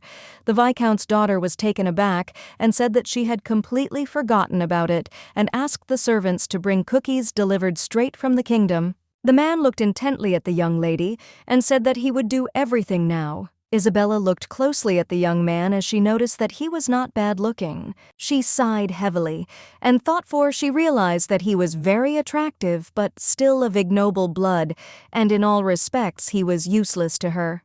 She wondered if there was nothing more interesting here than triviality. A moment later she looked closely at the young lady, for she noticed that she was quite attractive. The young lady in turn looked closely at the young man, for he was very handsome. Isabella looked at the young lady in surprise and said that it seemed that she was looking at the servant in the presence of the groom. The young lady was taken aback and asked when she had ever looked at someone. The young man looked at his bride with fury. She was taken aback and called her fiancé, but Isabella interrupted her and called him. She touched his face tenderly and told him not to worry about it. She looked at the young man closely and said with a smile that she thought the young lady had not been told, but was lucky to have a groom like him. He stood there looking at the beautiful young lady, embarrassed, as he didn't expect to hear anything like that from her. She touched his face tenderly and quietly, told him to call her by her first name. She looked at him with a tender smile and said that she wanted to be addressed by her first name, not her last name. He looked at the young lady with embarrassment and timidity and asked if she really thought he could address her in such a way. His bride looked at them with fury. The young lady was shocked by what Isabella was doing. Isabella in turn looked intently at the lady as was expected of her. She looked at everyone present with a smile because she alone knew that she was still the most desirable girl in the kingdom. A moment later, a maid came up to them and announced that Miss Julia de Baldassar, the Marquis's daughter, had arrived. The young lady greeted the young lady with a smile. Isabella, in turn, looked at the lady with fury. Everyone ran up to the young lady with lightning speed. Isabella was furious and wondered how she was any worse than some Marquis's daughter. She was furious because she understood that they addressed her by her first name only because of her noble status, and they continued to call her by her last name. Only high-born nobles were addressed by their first name, and Isabella was closer to the common people. The young lady in turn understood perfectly well that years would pass, and after the death of her father, the family name would be inherited by her brother. She knew that she had only one path by following which she could enjoy honors to the fullest. She understood perfectly well that she must become the crown princess. She knew that in order to stand proudly under her name, she would use everything just to take a place of honor. The young lady, in turn, sighed heavily as she knew that preparing a ball for an amount that was even less than half of the consumption budget was quite difficult.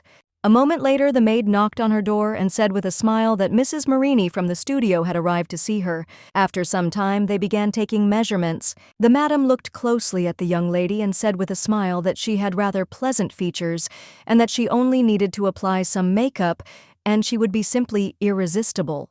The young lady in turn looked intently at Madame and said that she needed a simple cut outfit so that everything would look decent. She said that there should be no exposed areas of skin as well as complex decorations, and it would be wiser to cover the collarbones with the neckline of the dress. Ariadne understood perfectly well that if she made the neckline very deep, they would all certainly say that it was indecent, and the extra luxury would be called vulgarity. She was furious because she didn't want to hear anything like that addressed to her in her current life. The madam and the maid shouted in one voice that this would not do, and the young lady froze in surprise.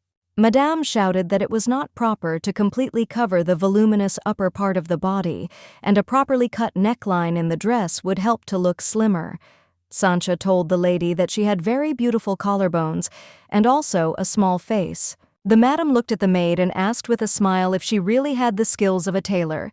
She smiled and said that this was just her modest knowledge. The young lady in turn hesitated, not knowing what to answer, but a moment later she finally agreed with them. She looked at them intently and said that since they were so ardently trying to convince her otherwise, she had no choice but to agree.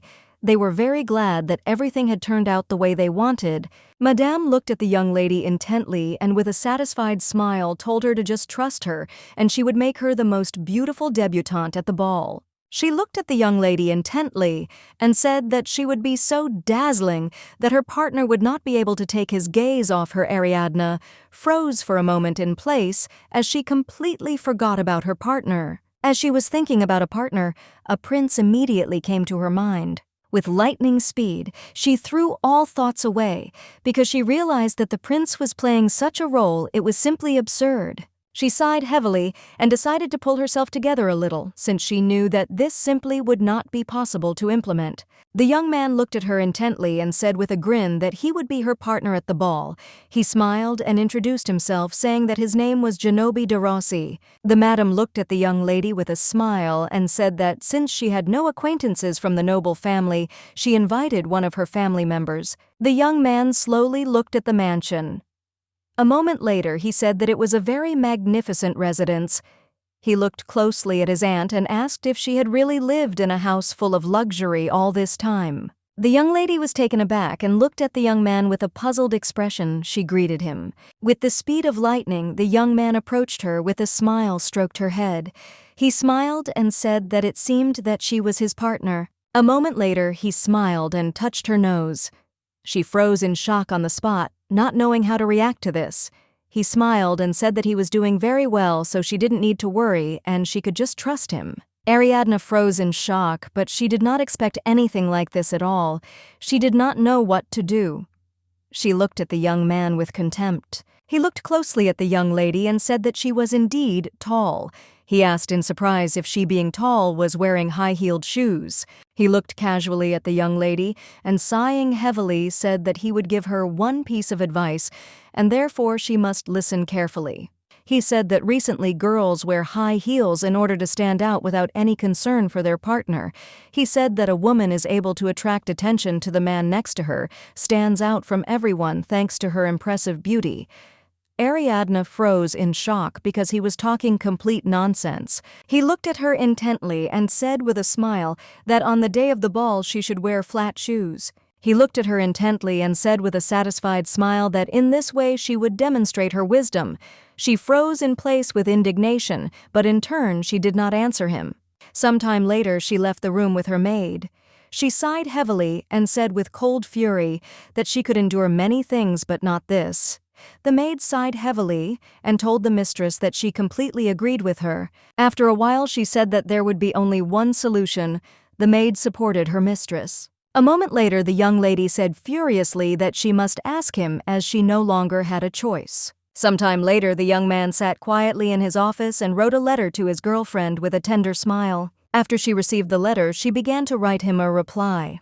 The young lady in turn wrote to the prince as she wanted to know whether he could be her partner at the coming Kabbalah. He wrote that she need not trouble herself with wasting time on such questions, and she should only write the date and place. She was very much surprised by his answer. The young lady knew that no one had ever shown unconditional favor to her before. Despite her self-sacrifice, she was only used for their own purposes. She was puzzled and wondered if he could accept the kindness of the young prince. Madame glanced sideways at her son and said that the young lady was throwing a celebratory banquet this time in honor of her debut. She said that she had heard that her partner was Lucretia's nephew. The lady looked at her son with a grin and said that it was obvious that he was the most ordinary man. She looked closely at her son and said that from any angle you looked at him, he could look better. She looked at the young man and asked if she was right. He sighed heavily and looking at his mother said that he knew her thoughts. He said that it would be better for them to change the topic of their conversation. She looked at him intently and told him not to be stubborn at all and to listen to her words, since in order to take the throne, he needed a wife who was famous for her favor and whose name was on everyone's lips. He sighed heavily and said that he had already asked her to stop. He looked at his mother with fury and shouted that she was not even a princess with the right of succession. He asked if she was really saying that he should marry her and the throne would fall right into his hands. He looked at his mother with anger and said that besides, that girl was like a small mouse with a bad temper. The madam looked at her son in surprise and sighed heavily, asking what a pitiful sight this was. She was watching now. She said that he himself was not able to melt the heart of some girl, and now he was grumbling at his dearly beloved mother. She asked with disdain how helpless he was. He sighed heavily and said that whatever the case, he did not want to sign up as her partner. He shouted that it would be better for him to die, but he would not go. She looked at him with fury and said that he seemed so scared that he would not even try to take a risk. She shouted that he was a loser. The young man was furious as he did not expect to hear such a thing from his mother. A moment later, he took his things and decided to leave the room. Madame looked at her son with fury as she noticed that he decided to show her his bad temper. She was furious as he wanted to die rather than listen to his mother. She asked furiously if he thought she couldn't get her way. Madame said furiously that in her entire life she had never missed a single chance and had always gotten what she wanted. Isabella looked at her maid in surprise and asked if she was sure of this information. She excitedly asked the maid if she had really ordered the outfit from that workshop. The maid looked at her mistress intently and said that she had heard that Madame Marini from the sewing workshop had come to see her in person. The young lady sighed heavily and wondered if her sister was really so self-confident. She was puzzled and knew that since her sister was also born ugly, then at least the outfit should have been ordered from the best workshop. The maid looked at the young lady in surprise but said with a smile that it was to her advantage. The young lady looked at her maid in bewilderment as she did not understand what she was talking about. She smiled and said that the girl in the white dress would shine the brightest. The young lady looked at Madame intently and asked if she had any fabrics in a lighter shade such as white or cream. Madame looked at the young lady excitedly and said that they were choosing an outfit for her younger sister's debut, and according to tradition at the ball, only the debutante and her partner wear white clothes. Isabella looked at Madame with fury, for she knew that it would be better for her to silently carry out her instructions and not interfere. For a moment she hesitated, not knowing what to answer.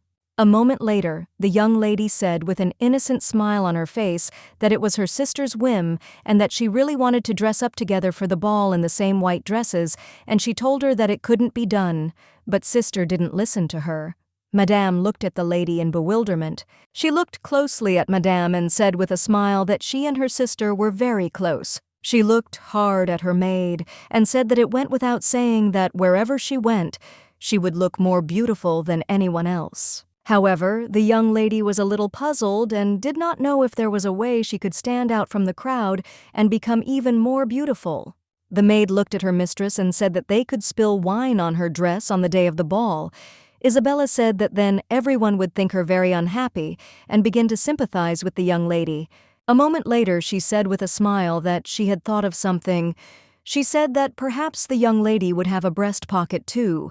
The maid looked at her mistress intently and said that it was quite possible because she had seen her sister take out the calico to be washed. She said that this fabric is used just for the breast pocket. The young lady with a grin said that she had one brilliant idea. The maid looked closely at the young lady and said with a smile that everything was ready. She looked at the beautiful lady with admiration. Sancha looked at her mistress with a smile and said that she could not understand what was shining more, her dress, or she. Ariadne smiled and told her maid that if she continued to flatter her, she could mislead her into thinking that she was really beautiful. After a while, the young lady was taken aback and looking at the maid said that this outfit was terribly uncomfortable in the chest area. She asked the maid if she was sure that both the hall fabric was as usual. She asked her maid to make it a little looser there. The maid smiled and said that she had tied it looser than usual to show off her figure. She did not understand why the young lady was constantly hiding her beautiful breasts. Sancha said that Maria told her that she had a very good thing, and she immediately decided to try it out. She smiled and said that she decided to use hooks and sew them to the fabric because she thought they would add convenience when using the breast pocket, and now there was no need to fasten the fabric, and the knots were not visible at all. The young lady looked at the maid intently and asked if it was true. Sancha said with a smile that Marie had a head on her shoulders and that this idea was very good. The maid was taken aback and said that she had not come up with anything at all. A moment later there was a knock at the door, and the young lady was informed that her partner had arrived. She looked in the mirror with lightning speed, for she knew that the prince himself had come to see her. She looked at everyone present with a smile and asked if it was time for them to go out into the world. Opening the door, she looked at the handsome prince with a smile. She looked at him intently and asked with a smile if he had been waiting for her for a long time. He smiled and said that it was not so, since he himself had only recently arrived. He looked closely at the young lady and with a radiant smile said that she was simply beautiful today and graceful like a queen from a legend. She in turn froze in place from embarrassment. With the speed of lightning, the young lady turned her embarrassed gaze away from the prince and said that it was not at all proper for him to say what was not in his heart. He looked closely at the young lady and said that he was not lying and that she was truly beautiful. A moment later they laughed. Looking at each other, their sweet dialogue was interrupted by a young man who burst into the room. He shouted that he had come to see her. The young man froze for a moment as he saw his companion with another young man. He was shocked and did not understand what this meant. He looked closely at the prince and asked where she found such a cute boy. He looked at the prince with fury. Alfonso, in turn, did not answer the young man. He asked with a satisfied smile if he knew that a man should be famous not for his beauty, but for his skills. He sighed heavily and told the young lady that she had gone after another, forgetting about her handsome knight. A moment later he turned around and shouted that he had told her not to wear high heels, but she had disobeyed him. He shouted that these were not empty words and therefore she should change her shoes immediately. The prince seized the young man's hand in a furious manner. He looked at him intently and said that there was no point in this, since she did not need his escort today. He looked at the prince with fury because he did not understand how he dared to treat him like that. He pounced on him with fury and shouted that now he would find out who was in front of him. With lightning speed, the prince drew out his sword and put it to the young man's throat. He looked at the young man with fury and told him to stop talking nonsense. A moment later, he fell to the ground with a crash, and looking at the prince asked if he was crazy. He was furious and did not understand how the prince dared to put a sword to his throat without knowing who he was. The young lady sighed heavily but said nothing. A moment later, she slowly approached the young man and said with a grin that she would now introduce her companion. She smiled and said that in front of him now was their second son, the crown prince. The young man froze in shock and looked at them asking what they were talking about. A moment later, he bowed low and introduced himself, saying that he was very pleased to welcome the lesser light to their kingdom. Trembling with fear, he said that he could never have even thought that a prince was in front of him. Trembling, he repented and asked forgiveness from the prince since a mistake had occurred. He asked for mercy. The prince looked at the young man with fury and asked if he was really asking for forgiveness after just learning that he was the crown prince. He was taken aback, not knowing what to answer. Alfonso looked at him with contempt and said that not only had he threatened a good and innocent girl, but he had also dared to attack a man whom he had never seen before. The prince looked at the young man intently and asked him if he would repent of such conversations with any other interlocutor. He looked at him with fury and told him to apologize to the young lady first. The young man was a little puzzled, and he had no intention of asking for forgiveness, but he still knew that he had no other choice, and through clenched teeth he asked the young lady for forgiveness. The prince looked at the young man with anger and asked if, when making an apology, one should not indicate what he is asking forgiveness for. Ariadne sighed heavily and said that she didn't need it at all.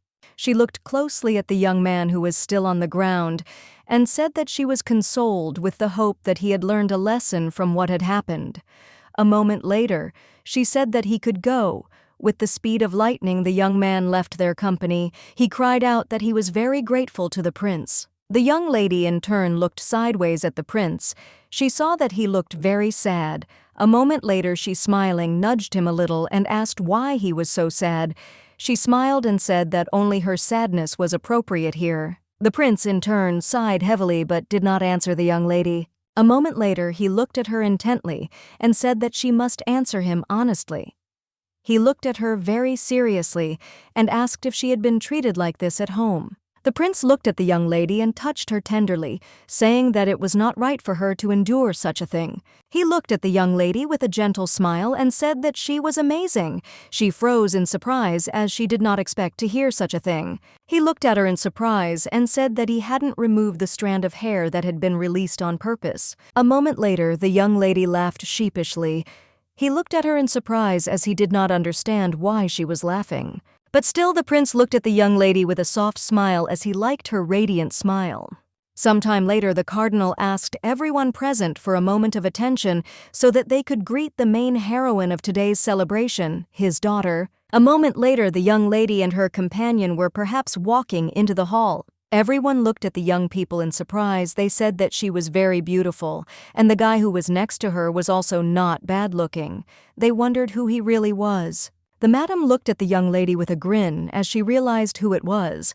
She smiled and said that it seemed that she had come accompanied by a prince. Isabella looked at her sister with fury as she did not understand how she dared to act like that. She was furious because she knew that her sister sat at home all day, but she had already managed to seduce the prince somehow. A moment later, everyone present was informed that a messenger had arrived with congratulations from His Majesty the King. The young people in turn froze in surprise as they did not expect to hear anything like that. She looked at the prince intently and asked what was going on. The prince in turn was no less surprised than she was. He said that he had no idea what had happened. He said that he had not informed his mother and father that he had left the palace. A moment later, all those present bowed to the messenger from the palace, as did the young lady, while the prince stood in his place with his head held high. The young lady froze in shock. She did not expect to see the count in person. She looked at him with fury. She didn't understand why he was in such a place. She didn't know what he was planning. A moment later, he unfolded the document and told everyone present to listen carefully. He said that today the young lady is celebrating her debut in front of everyone, and she had previously received recognition for her services to the state thanks to her unwavering faith in God. The king therefore congratulated her on her official debut and sent Count Cesare de Como as her partner. The prince was shocked by this. He did not expect anything like this. The young lady froze in surprise on the spot. She was furious because she didn't want him to be her partner. She didn't expect this at all. In turn, the count was furious, since due to his mother's whim, he had to court an impudent girl. A moment later, he froze in surprise as he noticed that the young lady was accompanied by a prince. With the speed of lightning, his face changed as he realized that his mother's idea was not bad. He slowly walked closer to them and looked at the prince with a grin. He looked at the young lady intently and said with a smile that he had come here today in the name of the king, and therefore he would make formal greetings. A moment later, he looked at the prince with a satisfied smile and said that he would repeat once more that the king had ordered him to be his partner at the ball. He extended his hand to the young lady with a satisfied smile and said that she should go with him. The prince in turn looked sideways at the extended hand with fury. The young lady froze in surprise. She looked at him with fury since she did not want anything like that at all, but she did not answer. He looked at her intently and said with a smirk that there was a strict royal order and she must obey it immediately. The prince saw that she was furious. He looked at his brother with fury. Then a moment later, his face changed, and looking at the young lady, he said with a gentle smile that it was obvious that it was time for him to let her go. He smiled, and the young lady gently said that they could see each other later. Cesare looked at the young people with a satisfied grin. He liked what was happening. After some time, they were dancing leisurely. He looked closely at the young lady and thought that if he looked closely, she was quite a pretty girl when she was powdered and her hair done, and he also noticed that she had a very beautiful figure. He smiled and said that he was very pleased to meet her again. He said with a smile that he could not take back what he had said, and that from today on he was obliged to behave politely with her, and he called her by name. Without looking at the young man, she told him to call her by her last name. He noticed that unlike other girls, she had plenty of courage. But he understood perfectly well that the most important thing now was that she was the prince's girl. He knew that if he deprived the prince of such a flower, it would be very exciting. He looked at her closely and said with a soft smile that his soul was warmed by the hope that they would soon be able to become closer. A moment later, Isabella sauntered over to the prince, who stood watching intently as the young lady danced with his brother. With the speed of lightning, she approached the vase of flowers and quickly threw it to the ground. With the flowers, it fell with a crash and broke. The prince in turn did not have time to catch it, and everyone looked intently at the young people. They whispered in surprise as they realized that the prince had decided to invite the young lady to dance, but in his excitement he had accidentally broken a flower vase. They said that it seemed that even the prince could not resist the beauty of the lady. She looked at him with a satisfied smile and said that she dared to believe that he wanted to ask her to dance. He hesitated and looked at her in surprise and whispered that he didn't want to do it at all. She looked at him intently and said with a smile that everyone was looking at them. Moments later, the young people were dancing in circles. She smiled and asked him if he was enjoying the event. He looked away from her and said that the festival was wonderful.